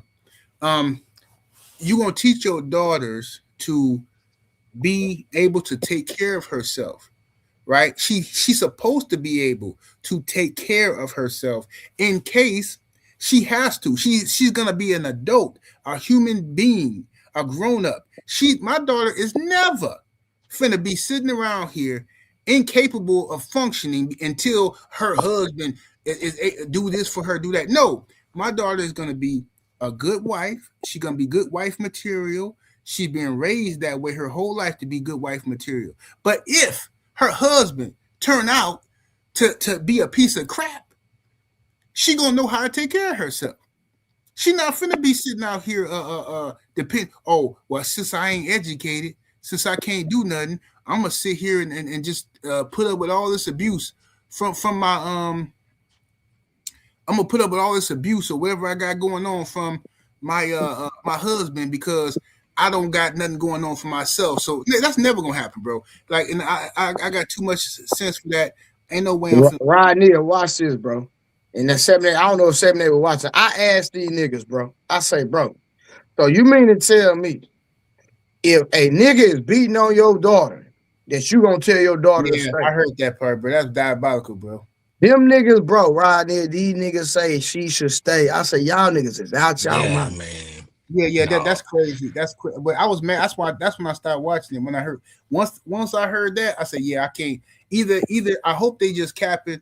I said, but bro, they can't have no daughters. Ain't no way they got daughters because, and especially not living with your daughters, because my babies and I got a grown daughter, I got a grown son, and I got a teenage daughter. Bro, listen here, man. I'm gonna tell you something. Even if my son raise his hand to a woman, I'm whooping his ass. See what I'm saying? With me and him finna have an issue. Ain't no way in hell you expect me. Everything I done in this street, I didn't listen, bro. I done some stupid stuff for way less. Okay. All right. I almost went to jail, almost went to prison for a long time over some disrespect. You think you gonna put your hands on my baby? And man, please. I taught my daughter if somebody put their hands on you, because she knows don't you hit no man, you don't provoke no man, none of that. So if a man hit my baby, it's because he on some other type of time. And if he do, you putting him in the dirt. When I get there, I'm helping you hide the body. That's what we doing. He already done. This ain't finna be no situation to where, oh, I'm gonna call my daddy. No, you gonna call me when he dead in the kitchen, and then I'm gonna come over there with the garbage bags and my homies, and we're gonna mop up and bleach down the floor, and that nigga ain't never gonna be seen again. That's that's gonna happen. But Mr. Sharp, what's happening? Yeah. Hey, what's happening with y'all? Y'all get him? Oh yes, sir. We hear you, brother. Awesome. Cool. Yeah, I just wanted to chime in on the topic. Yeah, so my whole thing about just the hoe and the like, what do men want? Yes, a hoe or a good wife? Is that basically a lot of people think that, like, to me a hoe is a woman who uses sex to manipulate, but it doesn't really have much to do with her body count, really. I mean, you can have a woman with a high body count, but she could still be a good wife, because a lot of guys want sex with women, but then they shame women for sleeping with people. So that doesn't really make sense to me. I think that you can. I mean, as long as you don't wipe up a woman who uses sex to manipulate, and you wipe up a woman who actually appreciates you for you and who's under your program, then she can be a good wife, But that's Mr. Shaw. So Mr. Shaw, hold on, Mr. Shaw. So are you saying that you would marry a woman that slept with 100 men? I mean, how would I know how many men she slept with? What if she told you? Show what she on? Hey, baby, I love you. Hey, listen, I got a pad. I slept with 100 men. Are you taking a woman with that type of body count? I mean, hey, it depends on the woman. Oh, so if she's a good woman to you, you'll still wife her up. It depends on Yeah, he would. It depends on if like when after I vet her, you know how. Okay, so Mr. Sharp, if you vet her and she pass your vetation, that ain't even a word. I'm gonna make one up. Are you going to marry her? Yeah, I mean, yeah. All right, cool. All right, now I got one more question for you. So, what if this same woman, she doesn't have a high body count, but she has had a train ran on her before with about 4 guys? Would you marry her? A train? I mean, if you know about it, yeah. If you know, I'm talking, bro. She told you, hey, I'm being transparent. I had 4 guys ran a train on me one time, and she passed your vetting process. Would you still marry her? A train? I don't know about a train. Choo choo. Train, brother. I don't know about a train. So you can't do it. You can do 100 men, but not a train. Yeah. Oh, okay. That's wild. Okay, well, that's your standard for it. I think that. Well, go ahead and land your plane. I don't know if you was done yet, Mr. Sharp. Go ahead. Oh no, that's all I had to say. Really. I mean, hey, Bria Media, hit the link. The StreamYard link is in the comments. Okay. Somebody want to come up to me. My bad. Go ahead, Mr. Sharp. Because my thing is, okay, what if she tells you it's 100 dudes? What if she's lying about that? Well, Mr. Sharp, I clearly stated, I apologize, Sam. Mr. Sharp, I clearly stated it's not about her lying. She was transparent and honest with you. But how do you know? But this is the thing. No. It doesn't matter. This is the thing. If you would accept her for having been with 100 men, okay, that's your standard. That's your standard. You would never like if you don't want to believe. If she tells you, I've never met a woman that would lie and say they've been with 100 men. I never met a woman. Usually, women lie and they take off about 10 people. You know what I'm saying? Yeah. You know, usually if they've been with 15 dudes, they usually say they've been with 5 dudes. You know what I'm saying? You know, that's what women usually typically do, right? And men usually add about 10 women to their hit list. You know what I'm saying? You know, like these ninjas be talking about they've been with 1,000 women. Man, if you don't go somewhere and shut up, bro. You know what I'm saying? I've been out here outside since forever, and I ain't been with nothing but about 150, and then that's including getting some head. You know what I'm saying? So, you know how hard it is to be with 1,000 women. That's ridiculous. 7, 8, it can be done, brother. Trust me. No, it can be done. But what I'm saying is, the people who say they've done it ain't got I got you. They ain't got the access to do it. You know what I'm saying? Like, you know, if you out here shaking and moving for 20 years, yeah, it absolutely can be done. But you ain't gonna leave that situation unscathed. You're gonna have you an STD at least once. You're gonna have you some children. That's true. Ain't no way you're gonna tell me you've been with 1,000 women. That's 100%. And you ain't got no kids and you ain't got no STDs ever. Man, please. That's impossible. Hey, but watch this, 7, 8. I'm gonna be honest with you, Mr. Sharp, and it's just my opinion. Like, a woman with a high body count is a 304. Sorry. It's just like, but you never. I don't know how you could tell for sure. Like, cause I never met a woman who willingly told me that. All right. So watch this. I'm gonna say it like this, bro. There's a difference between like your old lady and the chick you just smashed, right? If a chick got a high body count, okay, smash. That don't mean nothing. But we're talking about making her your girl, right? So in a vetting process, I'm gonna give you an example of a chick I used to date. I dated this one chick, and we just getting to know each other, just having conversation. You know how you had that honeymoon phase where everything is pure. Yeah. Right. So a lot of times when a woman is really into you and you're able to, and you got the gift of gab, and you can really like I'm pretty 7, 8 is on that same level. Like, we can really get the woman to talk about her history. You know what I mean? Like, you know what I mean? Like How many relationships you been in? You know, some women, to be honest, I was with my child's father. With my child's father, we was together 10 years, and then I had another relationship. I was together 3 years, and then boom, boom, boom. So what you do is you just start adding up. Okay, our kid is this age. Boom, they was in a relationship for that long. Boom, boom, boom. Okay, but I can see that. Well, are you a cheater? Have you ever cheated? No, I'm not that type. I like to be in a relationship. So when you find those women that like to be in relationships, it's more less than likely that they actually don't have a high body count because they're a relationship type of individual. But when you meet a woman and she's just outside, it ain't even no use to asking them. You understand what I'm saying? So in your vetting process, you got to understand what type of woman you're dealing with. Yeah, you got to also be able to. You got to have some people skills too. Like when you go out with her or you see how she interact with other people. Because some women got to tell, just like playing cards, they got to tell. Like some women, you know, they get a couple shots of wine in them or something, like a couple glasses of that wine, and they in everybody's face. They can't stay out of a nigga face. Or they think you don't see, like you sitting down and she up. All of a sudden, she keeps standing up dancing and this and that because she know the dude across can see. Like, I pay attention to stuff like that, and they let me know what kind of chick I'm dealing with, what kind of chick this is. But like Blu-ray say, most girls, the chicks that I deal with, they honest with me as far as I know. They'll tell me because I put them in a situation to where they feel like, you know, they know my background, so they feel like I'm not gonna judge them. You know what I'm saying?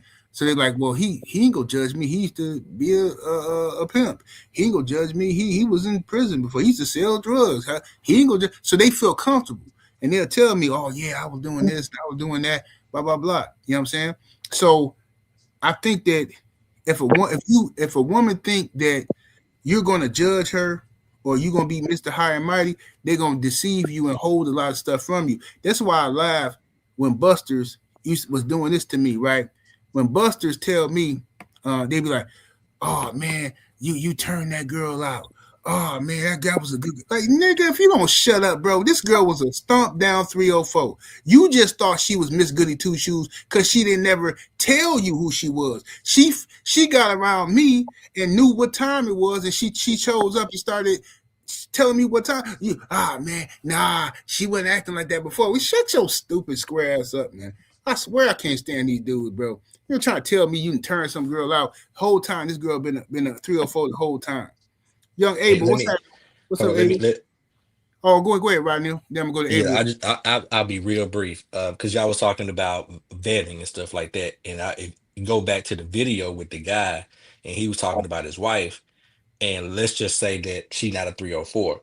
Right. I got to come back and ask what type of vetting was he doing, because if he's saying that she was never cooked and she never showed any affection, you mean to tell me during the dating stage you wasn't like, baby, I'm tired, and she ain't offer to rub your back? You mean to tell me that you was over there at the crib and she ain't never offered you nothing to eat or even invited you to come over to get something to eat like that? If that's the case, then that's your fucking fault. That's a foul on him. Yep, you're right, Rod. Yeah. And like you say, Rod Neal, it shows.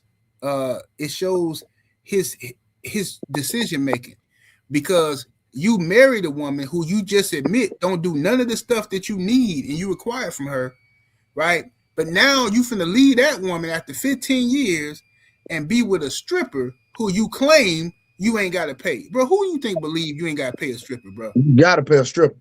Come on now, fam. Young Abel, what's up, bro? Good evening, gentlemen. Good evening, chat. How y'all doing this evening? Oh, chilling, bro. Yes, sir. Yes, sir. See, do you know that video about that dude that admitted that he was divorcing his wife? Let me play it again for the people who just got here. Let me play one more time, okay? Yeah, go ahead. Okay, so I'm not gonna lie. The rumors are true.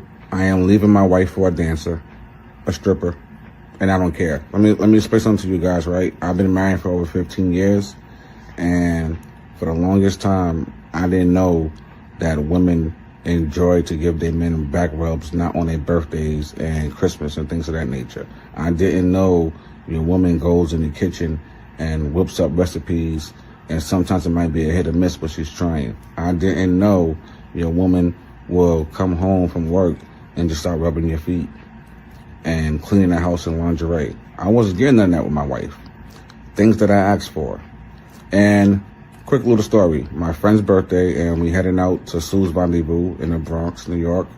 And we head to a dance, a gentleman's club. And me and the young lady starts talking. I don't even exchange no numbers. She feels my vibe. I'm thinking she's trying to game me. But no, we hang out. And from day one, we hit it off. I ain't gonna lie to you. So, no, I don't feel like a sucker. My friends and family members are kind of mad at me right now, but I'm all about my happiness. And I haven't been more happy than since I've been with this woman. You know what I mean? So, yes, I left my wife. She has the house. And she gets alimony. And I'm still happy. So, there's no love lost over here. She's angry, but I'm not. Women gotta learn to treat their man as if they're never gonna see him again. It goes both ways. I never cheated, nothing like that. But if I have to beg to get some kind of physical attention, if I have to beg to get some kind of like decent meal, if I have to beg for you to put on something sexy, then it's not gonna work. Okay? You have to like who likes you back. And this woman likes me back. And I don't gotta put up no effing funds at all. It's all a natural relationship. So people can say what they want to say, but I'm more of a firm believer of do what you enjoy and be around people who enjoy being around you. Okay? This is a different time in my life, and I'm enjoying this energy, and I'm not going to stop. All right, Abel, before you go, Abel, I'm going to say this real quick. Go ahead. The guy keeps talking about how he feel, and I feel this and I feel that. Me and Blue Ray both said the same thing. This is not how men behave. Facts. Women and children they have the luxury of talking about how they feel. I remember when I was 12? I think I was 12. And I was so mad at my father because he yelled at me and I didn't understand why. I'm like, man, this dude tripping. Like, what the fuck was wrong with him? Like, my father was sick, right? And he was getting up, he was going to work, and he was coughing and kept throwing up, and he was putting on his uniform, his military uniform. I'm like, Dad, you don't feel good. Why don't you just stay home? And he snapped on me, and I'm like, what the fuck? I'm showing concern. He was like, boy, you think this is about how I feel? He said, you gotta fucking eat. This ain't about how I feel. He said, I go to work because I have to work.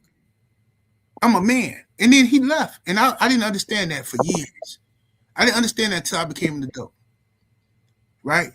And my whole life, children and women tell you, they make all their decisions about how they feel. I felt like this. Well, I don't feel like that. A man who does that is always living a life of turmoil. A man has to do. You have to be operating on a different frequency. It can't be, because if you make decisions about how you feel, somebody would have been pushed the nuclear button. You can't, oh, I feel like this. I'm mad today. Fuck North Korea. You know what I'm saying? You can't do that. But go ahead, young Abel, my bad. No problem, bro, because when I was watching the video the second time, I just look at the guy as he's just pretty much a lane square to me. That's what he looked like to me, because what he talked about was the fact that, oh, my wife don't do this, my wife don't do that, my wife don't do this, my wife don't do that. Bro, you're not entitled to shit. You're not entitled to anything, bro. You're supposed to be a man. You're supposed to provide. You're supposed to be the guy that's supposed to, when everything gets on the line, the woman's supposed to depend on you. And you out there wondering about your petty feelings, bro.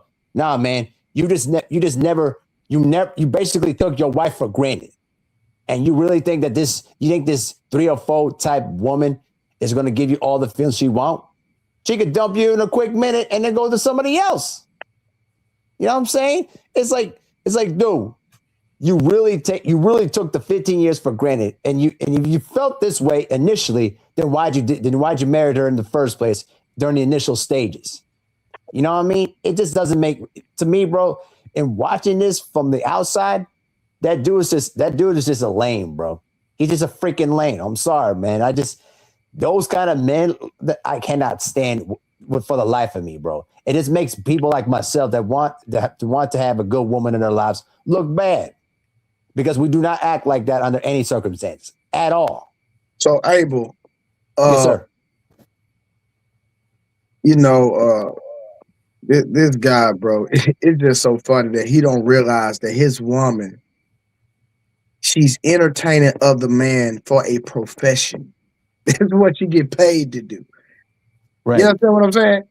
So he's talking about how he's feeling, but he has to understand, bro, if you've ever dealt with a hoe, when I say a hoe, I'm talking about a prostitute or a stripper.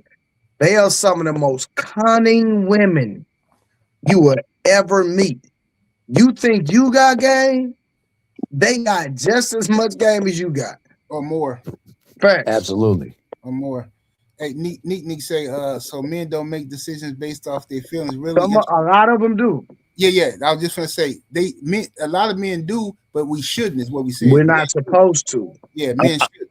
I got a question. My bad. Let me go to brother Urban in the building. Oh, my bad. Peace, hey, brother. salute everybody. Salute. Peace, family. Hey, Blu-ray Trey, been a while, brother. So with it. Who's that, Mr. Washington? Yes, sir, it is. Man, well, boy, I know your voice in the word, man. I can't see you on the screen, but what's good, family? So nothing much, man. I see you made it all the way to the YouTube streets. Yeah, So I'm out here about to do a little damage. Yeah, I ever seen him since MVP days back on Facebook. I still got MVP popping. Oh, you do? Yeah. We got about 600,000 followers over there. We still going. Oh yeah, that's what's up. Yeah, I'm over here on YouTube. I'm not even on Facebook no more. Period. I'm over here on YouTube. I got about 20,000 for sure. followers. But yeah, I want to jump into the conversation, man.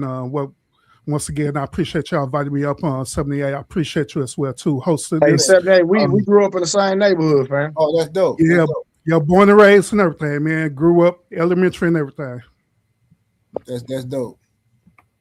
But yeah, I want to chime in on the conversation, man, because I believe it's very interesting.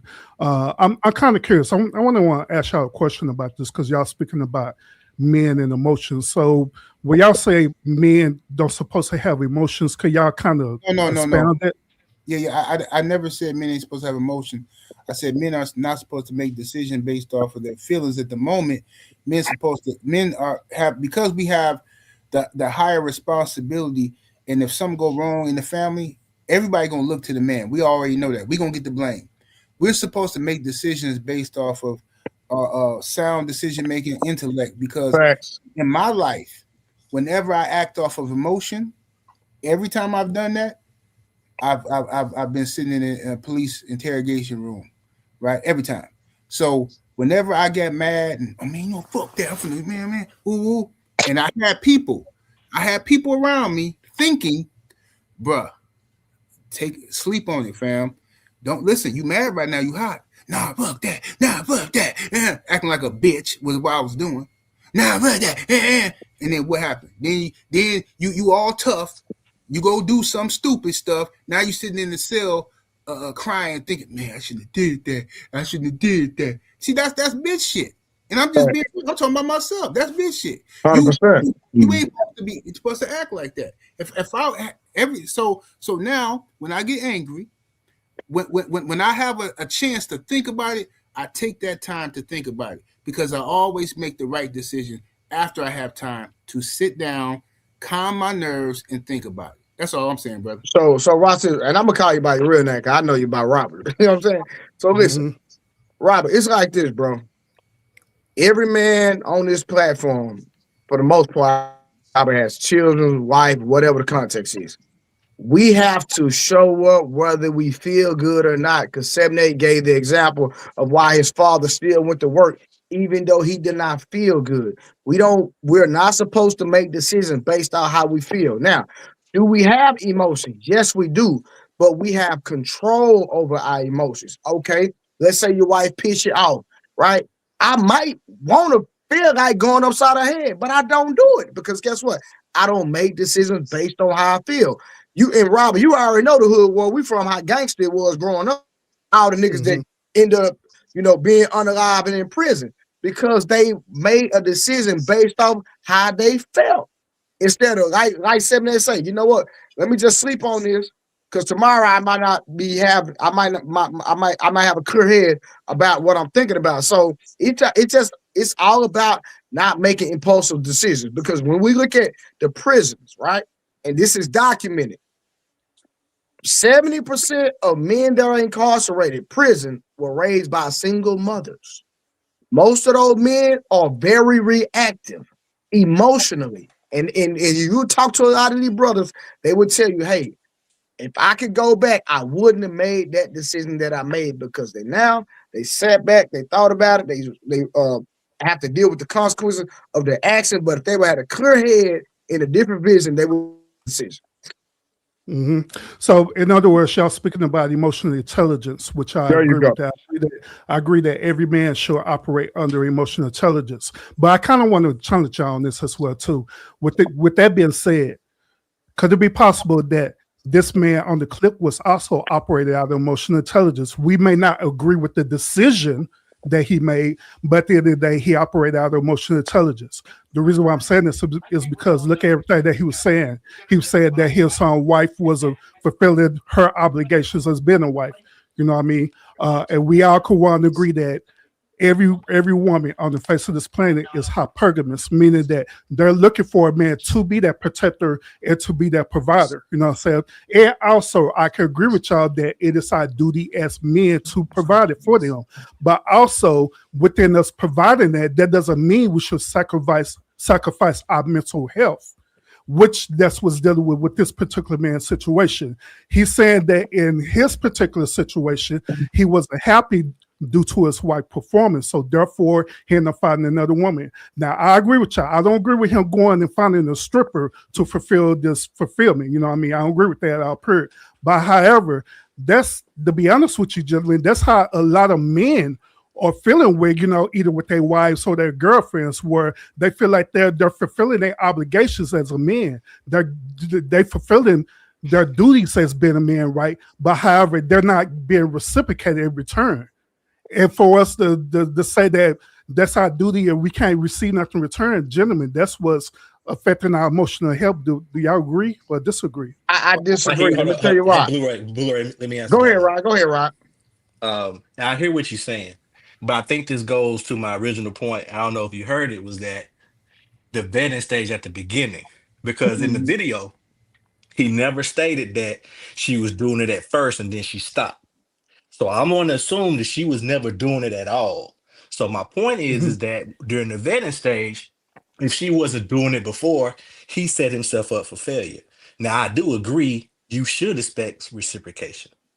You should expect all of those things. But if you didn't set the tone for that at the very beginning, then you got to eat that.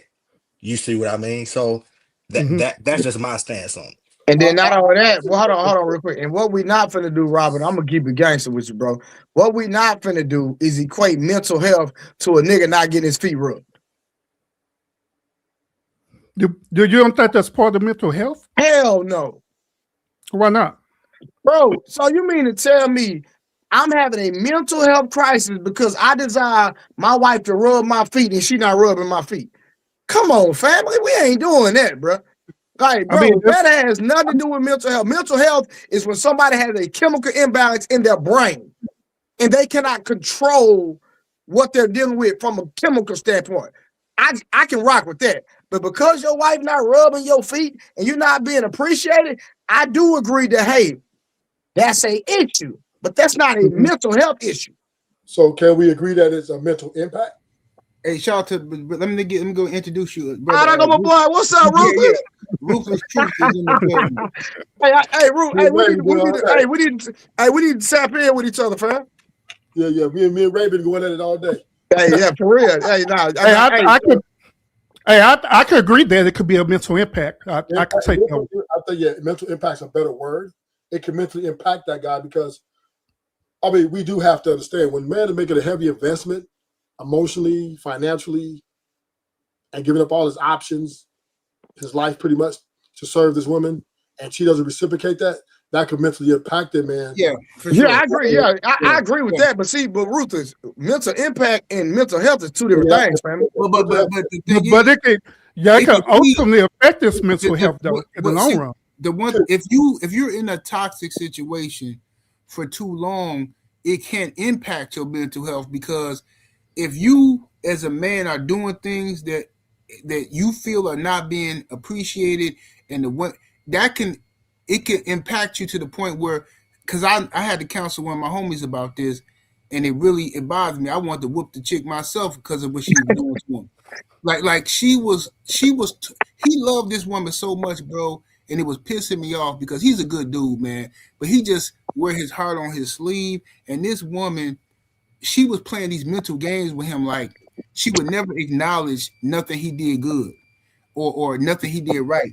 She was always acting like she needed more and more and more, and it started to affect him to the point where the brother started feeling like maybe he don't deserve it. Maybe I don't, man, bro. Maybe I ain't really a good dude. Hey, 7A, hold on. Before you continue your story, I'm gonna start. I'm gonna keep it. I'm gonna ask you this question, bro. Was he really a stand-up nigga? And when I say a stand-up nigga, I'm talking about he was one. Hold on, 7A. I'm talking about, was he one of them ones? No, bro. He was a regular dude. He was a. Hold on, 7A. I asked you that for a reason, because I'm sure any nigga responding like that, he not one of them ones, man. No. He not like us. He not exactly. I figured that. Right. But he was a good dude, bro. He was a good dude, and to me, you ain't got to be a former street dude or nothing like that to get my respect. I just think that he was a good dude. He went to school, to college, got him a career and all of that, and got him a woman, and thought that he was supposed to. He thought he was gonna have the American dream. And this broad, no, 7A. 7A. No, I'm not. No, I'm not saying that you got to be a street dude, because you this is what I'm saying. Some people got 9 to 5s, but it's still in them, not on them. Some people are just born with charisma, born with certain gifts and talents. Some people just got it. That's not real, bro. You got street niggas that's lame as hell. They ain't got. You understand what I'm saying? So I'm just saying, it's a certain aura about a man that don't deal with stuff like that. What you're talking about, and that's what prompted me to ask you that question. But I apologize. Go ahead. But no, you're right. You're right though. I get what you're saying. He definitely was.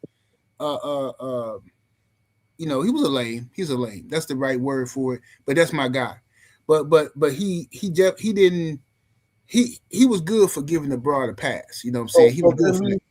Can we be fair? We can't dismiss that. Us men, we're not a monolith. Yeah, that's facts. That's absolutely. So you can't project the type of things you can take and what you can deal with, what you can't on him. Yeah, that's why I just said. That's why I said. No, I'm not saying you though. I'm talking about Blu-ray, right? Blu-ray wants to go to the juggler, right? So I'm saying is this, right? We have to be in reason, and this is why us men are losing this gender war, because we don't know how we're going to deal with these women's behavior, and then one minute we want to blame the men, next minute we want to simp for the women, next minute we want to call the women out. We are just so inconsistent on our stance, and typically we down each other, whether we financially struggling or maybe everybody ain't got the player game, everybody ain't got the swag, the dreads, nigga. Everybody ain't got it like that, right? It just why you gotta use dreads? God dang, bro. Hey, hold on. Ruthless, I haven't always had dreads, bro. And come on. I'm just saying though, it seems like a dread dude. Bro, hold on, Ruthless. Hold on, watch this, Ruthless. Ruthless, this is what you gotta understand, bro. This is what I mean by this. My nigga, when I was broke and didn't have $1 to my name, I had women. Do you understand that? Yeah, but that does not give you the right of passage to downplay a man's in his weakness. Ruthless, watch this. We understand. Watch it, Ruthless. It's a lot of Ruthless. I wasn't the only one. It's a lot of niggas that's like that, bro. Right, but I'm saying is, once again, though, we do have men out here who really invest emotionally heavy into the woman they love. And that's okay. And Ruthless, that is okay. We not knocking that, bro. Okay. But when you came out though, like, is he one of us? Or Listen. No, hold on. What my brother 78, what he was, bro, I've interviewed a million people. I've had these conversations over and over and over. And I've been in the streets. I done dealt with every characteristic you can deal with. And what my brother 78 was explaining, I'm just gonna be real with you. I can already tell you what type of dude he was, and there's nothing wrong with him being that type of dude. But like 78 said, hey, this was his experience. Because a lot of times, a lot of dudes with no experience, they get handled rough, bro. Yeah, That's they just do. real. That's reality. Yeah, That has nothing to do with me judging him. None of that. That's just fact. Am I right or wrong? 78. No, you right. You right what you're saying. It just I was a little uncomfortable at first because that's my guy, and I ain't, you know what I'm saying, the way you said it was like, was he one of us? Like, you know, that's my, he ain't got to be one of us, you know what I'm saying, but he still got feelings and he deserved to have some respect, you know what I'm saying, in his household. But the thing is just that the where I rock with you at on that topic is, as a man, you got to demand that respect, and he didn't do that. So here's the thing, right? Demanding respect, that's a very large order, especially from a woman, right, who has everything in her favor. The police department, the simp, the raiders. Yeah, literally, 911 is her best friend, right? That's her real daddy, right? And she will use that, and she will administer that against you if you need to be checked or even deleted, right? So don't get it twisted. They're coming to do that. I'm ruthless. Bro, you getting off topic, bro. No, I'm just making a point. No, you getting off ruthless. You getting off topic. I don't know if you realize that or not. I'm going on sports TV though. I'm just going on sports. I'm flowing with him. So we do have to understand is because he said demand respect, right? Okay. See, this is why, and this is a very uncomfortable thing I'm going to say. Violence is the way of life. Violence is how we, I would say, tame or we civilize society, right? The police, when they, no matter who they showing up to, they're carrying them pistols, right? Because and at any moment, to whatever it takes to get civil liberty or get to tame you, they're going to do it. They're going to imply it. So the level of violence is what keeps everybody in check in a lot of ways. So back to the relationship form. I disagree with that. Hold on. Let's stay. Hold on. Stay right there. Hold on. Let me hear. Hey, let me hear what you landing at first, though. Okay, go ahead, Bruce. So, but when we bring it to a relationship, that level of playing field has been taken completely away without severe consequences. So now you're left to try to demand respect from someone who has someone greater than you to put you in check. So now she's never going to respect you fully because she has a level of support, right, that you cannot match. The police? Yes. And they will come and rectify you. Yes, that is limited. That if these would the cops will show up, and if you do not check yourself, hold on, watch it. Hold on, Sir Ruth. Hold on. Rod, what up, Rod? What's up, man? How long you been married, fam? 17. All right, 17 years. Let me ask you a question. Have the police ever been in your house? Absolutely not. Is there respect? Is there respect in your house?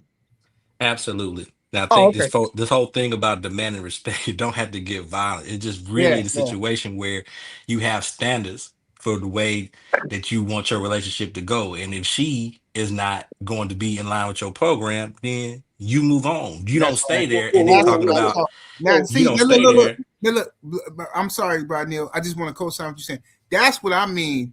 Rodney worded it better than I did, but that's what I'm talking about. When I say demand respect, I'm not talking about violence. I'm talking about once you see, listen, a demand means nothing unless there's a consequence if the demand is not met.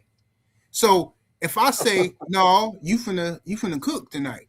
I need no, I'm not. I'm okay, cool. And so now tomorrow you need to be finding somewhere else to live, or you need to go stay with your mama or something. Because I'm not finna tolerate that. So sports TV. That don't mean I have to whoop you or nothing like that. But what I tolerate, yes, sir. I'm not disagreeing with you in that matter point, but the thing is, it's not that easy. Mm-hmm. Right? I understand you're not a married man, so you have that level of no. I'm a married man.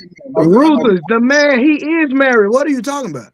Well, I've been with the same chick since 1997, bro. Okay. My fault. Miss, I thought if somebody else saw her on the panel last time, it wasn't you, it was somebody else.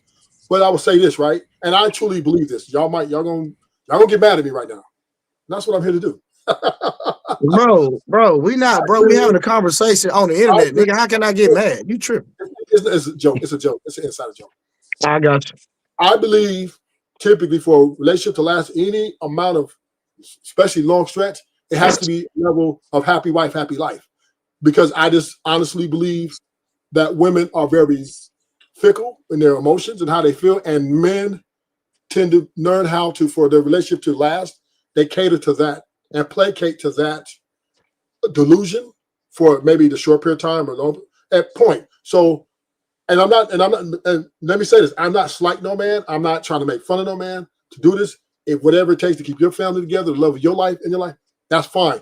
But I do believe that level is in every relationship because of the way women are constructed. And because they're enslaved to their emotions and the way they feel, we understand, which is we just had a whole breakdown on emotional intelligence. Mm-hmm. We figured out quick, if we love this woman enough to want to keep our family intact, we learn to move around that. And that is a form of happy wife, because ain't nobody coming in their home barking orders. You get up, do this, do this, do that, do this. Because then women, they're going to give pushback. So hold on. Stop right there. You know why? Hold on. Watch this. You know why?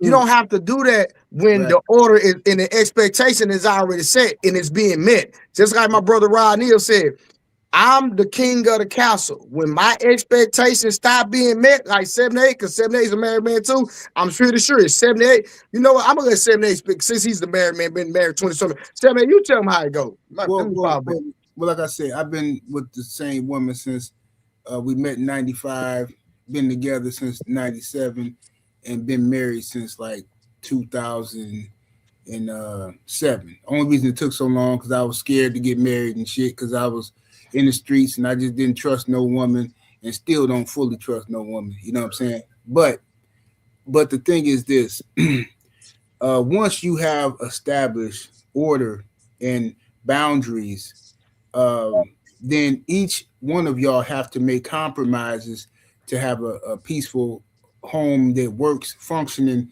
well, right? So if I'm driving the car, okay, then your job is not to fucking distract me while I'm driving. Your job is to be quiet and let me be able to get to my destination without no hiccups, right? You can't grab the steering wheel and pull it this way or that way. You can't do nothing. You got to let me drive if I'm driving. So when each person understands their role, you can have a happy life. Now, this is where the trick comes in at. Once one person decides they don't like their role no more, or they don't want to do that, now we have a dilemma, okay?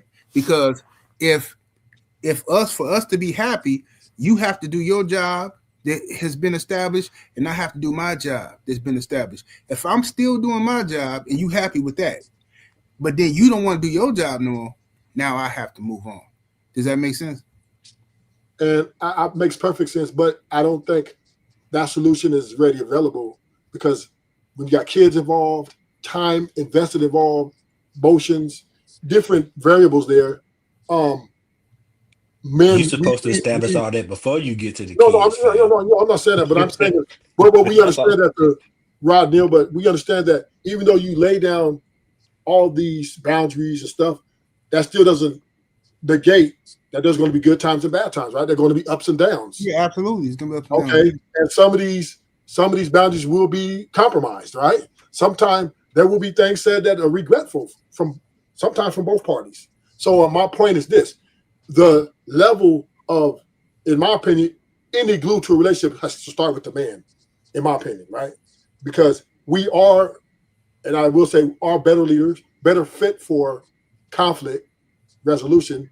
And we understand that when we're dealing with emotional instability and emotional roller coaster, then we taper things together, right? We tape it and play it and take it as we go. So with that being said, this is why the men don't divorce that much. It's understandably. So I can see Rod Neal and Sports TV being the dudes in their relationships. That's the rock or the foundational piece. But I will say this: a lot of men aren't lucky like that. A lot of women are very combative. A lot of women are very rebellious.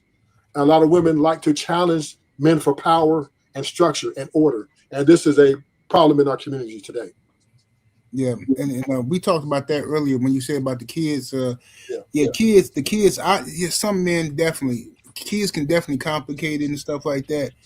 But you got to do what's best for the family, because sometimes staying with if your kids is in a toxic environment, if the relationship grows to be toxic, where you and this person hate each other and y'all always arguing, the kids don't need to see that, man. It'd be better if y'all just split up and be good co-parents. You know what I'm saying? Because ain't nothing worse than, you know what I'm saying, seeing kids like even when, like, me and my wife have never had no physical fight before, never. You know what I'm saying? All the years we've been together. Now that's because of my restraint. Cause trust me, I wanted to many a time. But now, but my kids, they're so not used to seeing no violence in this house. When I raise my voice, let's say I'll come in the house, right, and the kitchen is messy. I don't like how the kitchen look, right? And I tell my daughter, this is because it's her job to have the kitchen straight. And I raise my voice and I say, why is this kitchen looking like this? This don't make no sense. You know better. Ooh. Literally, every woman in the house is crying. And I'm sitting here like, what's wrong with y'all? Y'all act like I just hit somebody or something. Because they're okay, that's the power of a man's voice, of daddy's voice.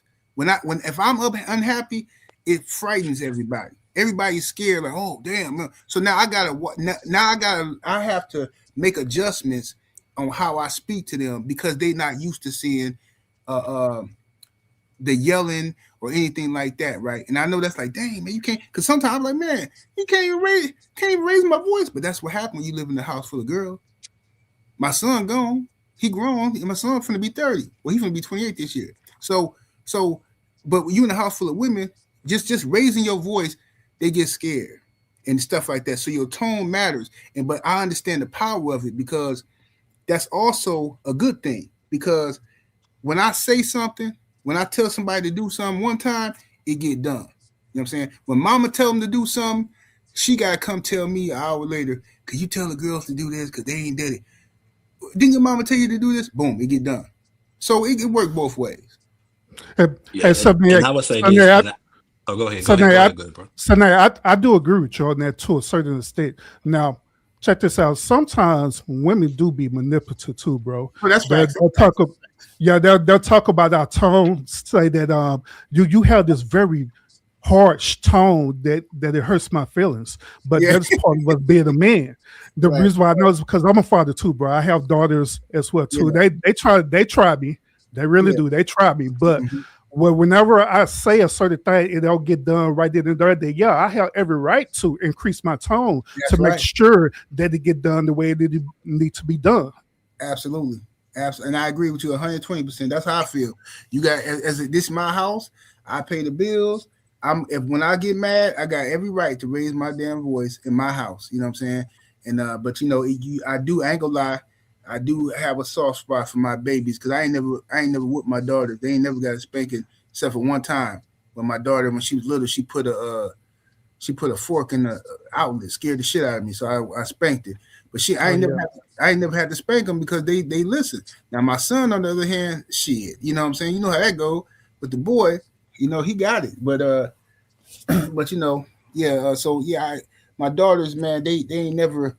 I never had to spank them or nothing. So just me getting angry, that scared the hell out of them. You know what I'm saying? Yeah, and I would say, at least for us relationship, right? If you talk about ground rules and how you talk to each other, like we established them, and we were just like, okay, listen, you're not gonna get along all the time, you may not agree, but one thing I'm not gonna tolerate is that you talking crazy to me. So it's just like, listen, as long as you talk to me like you got some sense, then we fine. So we establish, talk to each other like you got some sense. Even if you're gonna argue a little bit or whatever, you make sure you establish, listen, you're gonna fight fair in this situation, meaning that, no low blows. I ain't finna be calling you out your name. You ain't finna be calling me no BANs or none of those stuff like that. All those things like that. Mm-hmm. And really we have stuck to that. We don't really even, like, after like year 3, we really ain't really had no blow ups. You see what I mean? Like, Yeah, we disagree, but we know how to talk to each other, and you talk to each other like you got some sense. But you establish that though, and you say, listen, this is the groundwork for what we trying to do. Because and listen, like a couple of the guys, even 7, 8, like these guys, they done been around me, man. Listen, only time I get excited is when I'm playing dominoes. Most times I'm chill, man, and that's how I am all the time. Like I ain't finna, I ain't finna be arguing with nobody. So that's one thing I'm not gonna do. So I'm not finna come to a situation where I'm arguing with you, where I'm having an unpeaceful situation. Yeah, we may not agree. We may need to, it's getting a little heated. It's getting okay. It's getting a little bit out of control. Maybe we need to step back for a second and then come back, revisit it or whatever. Now I agree. I understand not every chick like that or whatever, but again, you also, you got to have the temperament for that too. So whatever you going to command or demand out of your woman, you got to exemplify that same thing. Because if you commanding stuff, but then you ain't doing it, it ain't gonna work no way. You see what I mean? So I'll just land there. Especially with a black woman, because she gonna call you out. Like if you listen, man, when you demanding shit, you got to be taking care of your business and handling your business, because the moment you don't, you're gonna get reminded of that. So my relationship is a little different. It's not a traditional relationship. You know what I'm saying? Because I was a man of leisure and things of that nature, that my wife, she tolerated a lot of shit. I was doing a lot of fucking up, but she knew that when we got together, that's just our thing. That was our lifestyle. So it ain't too much complaining that I could do about this and that when I've been out here. You know what I'm saying? I'm not no fucking angel. You know what I'm saying? I'm just not. It is what it is. So, but some niggas gonna come on here and pretend like, this isn't. Listen, I did a whole lot of shit out here. You know what I'm saying? I got fucking 3 or 4 hoes in my stable right now. You know what I'm saying? And I don't have no arguments at home about it either. So, but I have an unconventional relationship. Oh, Rod Neal had to go. Shout out to my homie Rod Neal. Peace to the homie. So, but the question is, women fatigue real? I mean, because I honestly believe that women are running the dating market, they're running the relationships, and they're running the marriages in totality, in my opinion, because they're holding, and they're the beneficiaries to pretty much every man they're dealing with, right? They're benefiting may not be everything they want, but it's everything they need, and they're still complaining and doing a lot of, hostile movements in these operation spaces. So I am into looking at women fatigue being a part of the complaining and the neglecting of their duties. So go ahead. I said that. No, I was going to go to you, Blu-ray. Oh, okay. So the whole thing about the women fatigue. So you're saying every single relationship on planet Earth, women are running. Is that what you're saying? Or you just saying the majority? I believe they're running. I believe they're running the relationship. Every last one. Hey, bro, Warren. Hey, truth. It's just my opinion. Hey, hold on. Hey, watch this. Hey, Ruther, this brother up here literally just told you he's a married man. He's on a public platform on YouTube telling you he got 3 or 4 hoes. And you really think his wife is running that relationship? That's that brother. That's his opinion, man. No. Hold on. I want him to answer this. I think they are. Because women are looking to be served. Hold on. So hold on. So you said, you believe his wife, hold on, Ruthless. So you said you believe that his wife is running the relationship. Let me add context, because context matters. Let me say something real quick. Let me correct somebody in the chat. When I say I got hoes, brother, I'm not talking about pimping no more. I'm just talking. That's just a figure of speech. I got women that I deal with. Is what I'm trying to say. Okay, he said that, and listen, I'm over repeating it because he said it on a public platform, so they it's no secret. So that's a polygamy, right? If I'm no polygamy. Or is it just multiple women you're dealing with? Yeah. I got my wife, who like you say benefits. She gets the glory of being the wife, and the other ones get the dick. You know what I'm saying? Okay. So yeah, once again, right? As long as they're not very many, but there are a few women. As long as they're benefiting, and that's good enough for them to carry the torch of wifey title, and they get the first dibs, and they get I'm still Ruthless, you're not answering my question though. Is she running? You said, hold on, Ruthless. You said that every woman on planet Earth is running a relationship. Yes. We have a brother on a public platform where his wife can see it because he said it. So I'm not snitching. That he got 3 or 4 hoes. Women. How is his wife running a relationship? Please educate me. Answer the question. Because she's the bottom one, right? she's the wife. She's the wife. She runs the show. They listen to her. No. Those women don't talk to his wife. She's the queen, huh? She's the queen, huh? No, they don't. It ain't that type of setup. Those women don't talk to his wife. They're not in the household. Okay. So they don't even have any. Yeah, they're the bottom of the barrel. So yeah, she doesn't care.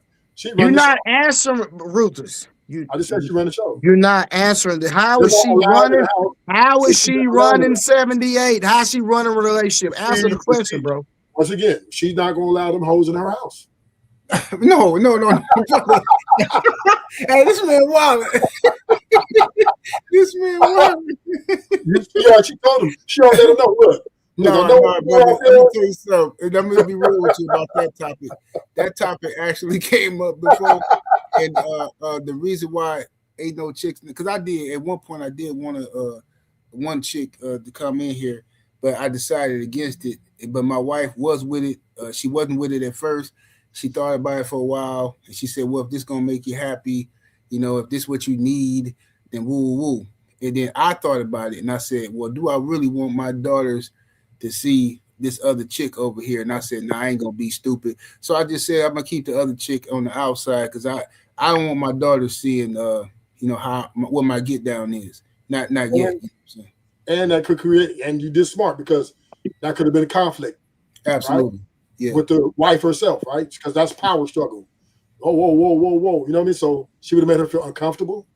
She would have complained, and she would, yeah. So there was a smart thing is that she's the queen of that house, and she's let him probably express them on more than one occasion. These hoes ain't got no place up in here, dear. So and he, not saying that sports TV is Ruthless. Are you in a relationship? No, not like sports TV. I deal with multiple women, but okay. Hey, all right. No, I'm just I did because I know we done ran into each other a few times, and I like you. I ain't gonna lie. You married? You ever been married? No. So you ain't never been married? You don't desire to be married? Nothing like that? I used to. I had a fiance, but I'm a long-standing convict, so I lost jail. You know how that goes.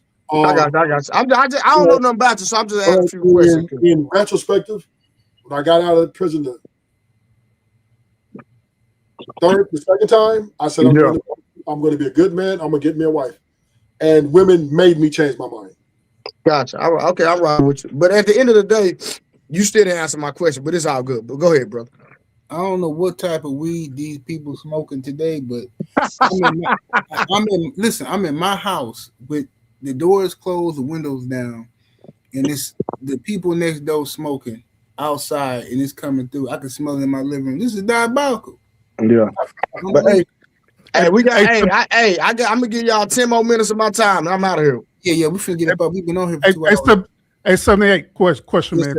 Is she allowed to have other dudes? Absolutely not. Hell no. Boy, I can answer that for you. Why not? Why not? Well, I'll tell you why. Yeah, I'm gonna tell you exactly why. Because when we first got down, this is how I was moving already, and she wanted me, okay. And in order to have me, you gotta accept the real me, the honest me, not the lying me. I don't believe in all that sneaking around shit that these niggas be doing. She accepted that, and because she accepted me, is why she got the reward of being my wife, because she stayed down and she was with the program. Okay, so I ain't never had no outside kids, nothing. I made sure because I appreciate the fact that I ain't got to lie to her. I ain't got to lie to my wife. A lot of niggas do.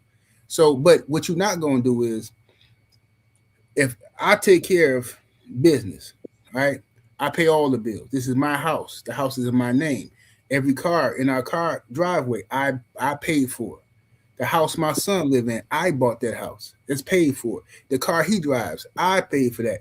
The car my daughter finna be driving, I'm buying that one. Ain't no nigga coming up in this motherfucker, period. And you ain't fucking. The moment you want to fuck with another nigga is the moment you no longer my wife. And hey, we gonna be co-parenting. Shout out to you. We know each other our whole life, but guess what? You no longer my wife. 7-8, I got it, bro. I got it. This was too easy. Robert, let me ask you a question, bro. If one man sleeps with 20 women and get all of them pregnant, who's the daddy? So that one man. He's the father to all them children. All right. So if 20 men sleep with one woman, who's the father? So the 20 men.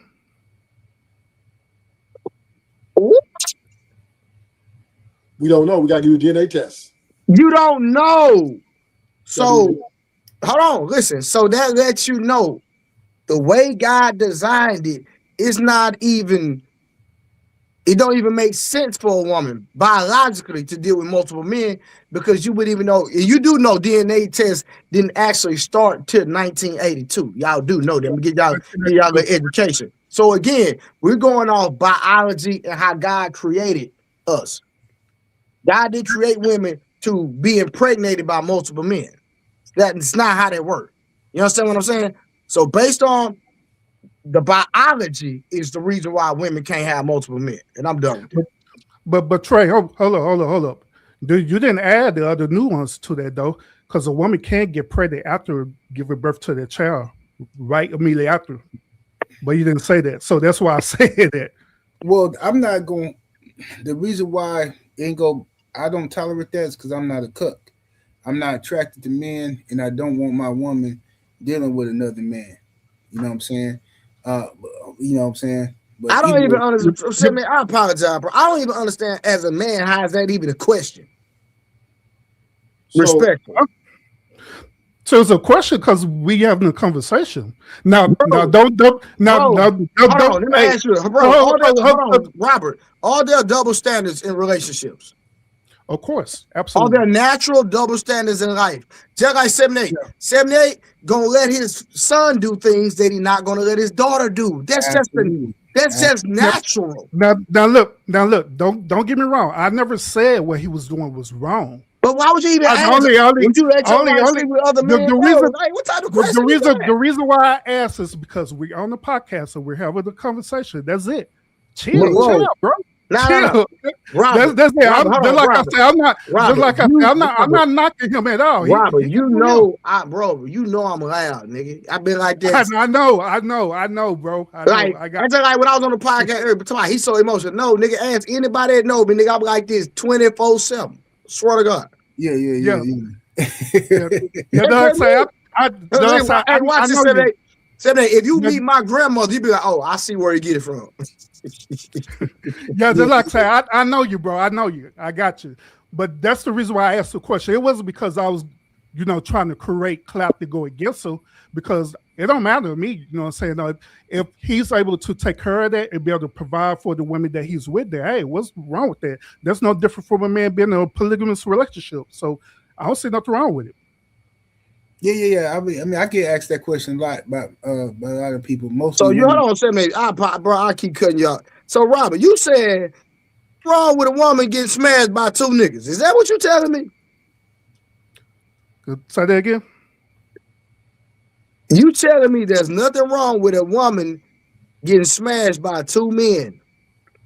That is not what I said. I said there was nothing wrong with his situation. Hold on. You asked this man, is it okay if his wife sleeps with other men? That means she gets smashed by two niggas. Yeah, that's the question I asked, and he said no, and that was the end of it. I was like, okay. So watch this. So how is it? Hold on. So Robert, this is what I'm asking you, bro. Do you think it's okay for a woman to sleep with two men? No, I don't.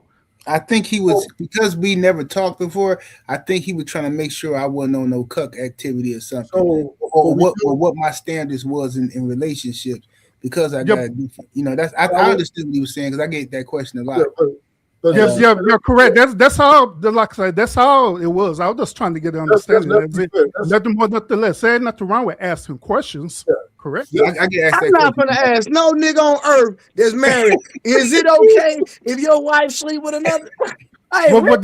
Well, once again, that's what really was saying earlier. You're comparing yourself with other people.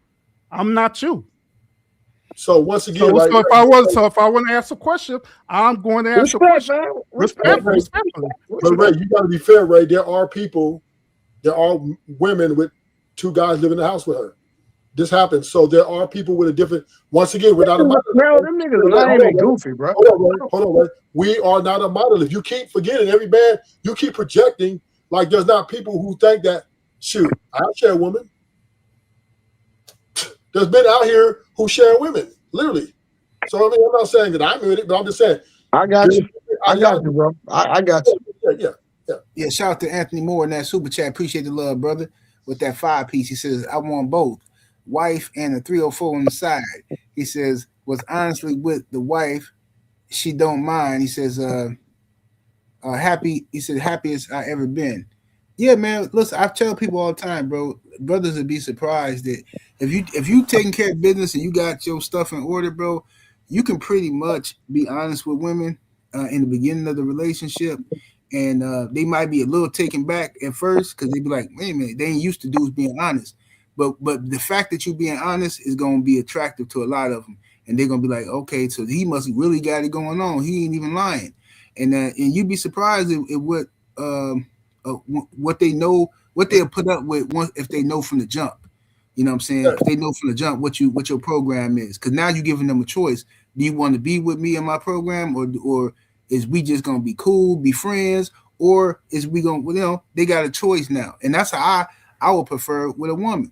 I don't like women who feel like they need to deceive or lie or any of that stuff like that. You know what I'm saying? For no reason. It's just goofy. If you got a man, you got a man. You know what I'm saying? But if you got a man, then you need to say something. If you're dating somebody, if you got a nigga who think he your man, say something. Because I'm not finna be going to no bar, sitting up here having drinks, and some dude come behind me with a pool stick and bust my head to the white meat.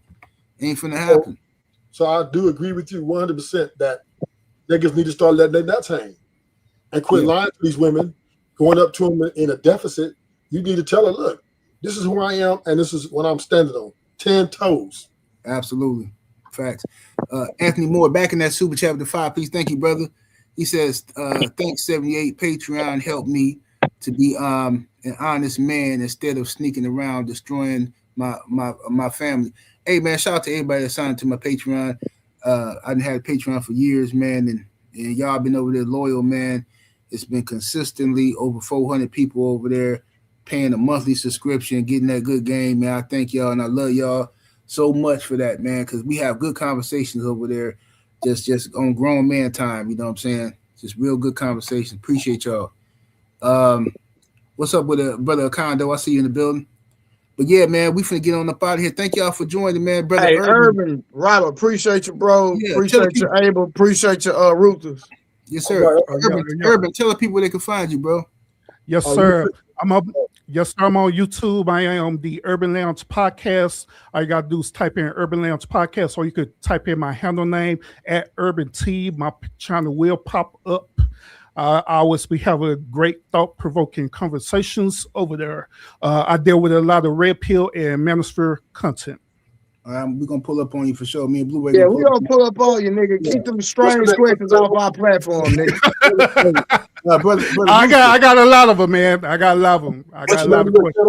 What's the name of your channel again? What's the name? Urban what? It's Urban Lounge Podcast. Urban Lounge. If you tap. You got it. All right. Yeah, I got it. The easy way to find it. That's how I put it on at Urban T, and they'll pop up. Okay. Brother Ruthless, tell the people they can find you. Ruthless Truth 7013. Pull up. Yes, sir. Nigga, I'm gonna pull up on you and come smoke you on your platform, nigga. Young Abel, you still there, Abel? Abel might have. Hey, Ruthless. Oh, he got out. I was gonna tell him put his channel in the back check. That's how I go back and listen to. I go back and listen to it and find his page. Okay. I think Abel must have went to sleep or something. But yeah, man, we'll be back. Hey, Blu-ray, give us a send off, man. Man, hey, we're gonna be back right here, 8 o'clock p.m. I'm saying 8 o'clock p.m. every Wednesday. That's when we do the No 304 show. Appreciate y'all. Appreciate the love. Hey man, y'all spread the word about the channel, man, about the show, man, and man, we might start doing more shows per week, man. So y'all stay tuned. We up out of here, y'all. Peace. Peace out. Appreciate y'all, gentlemen. Yes, sir. Peace.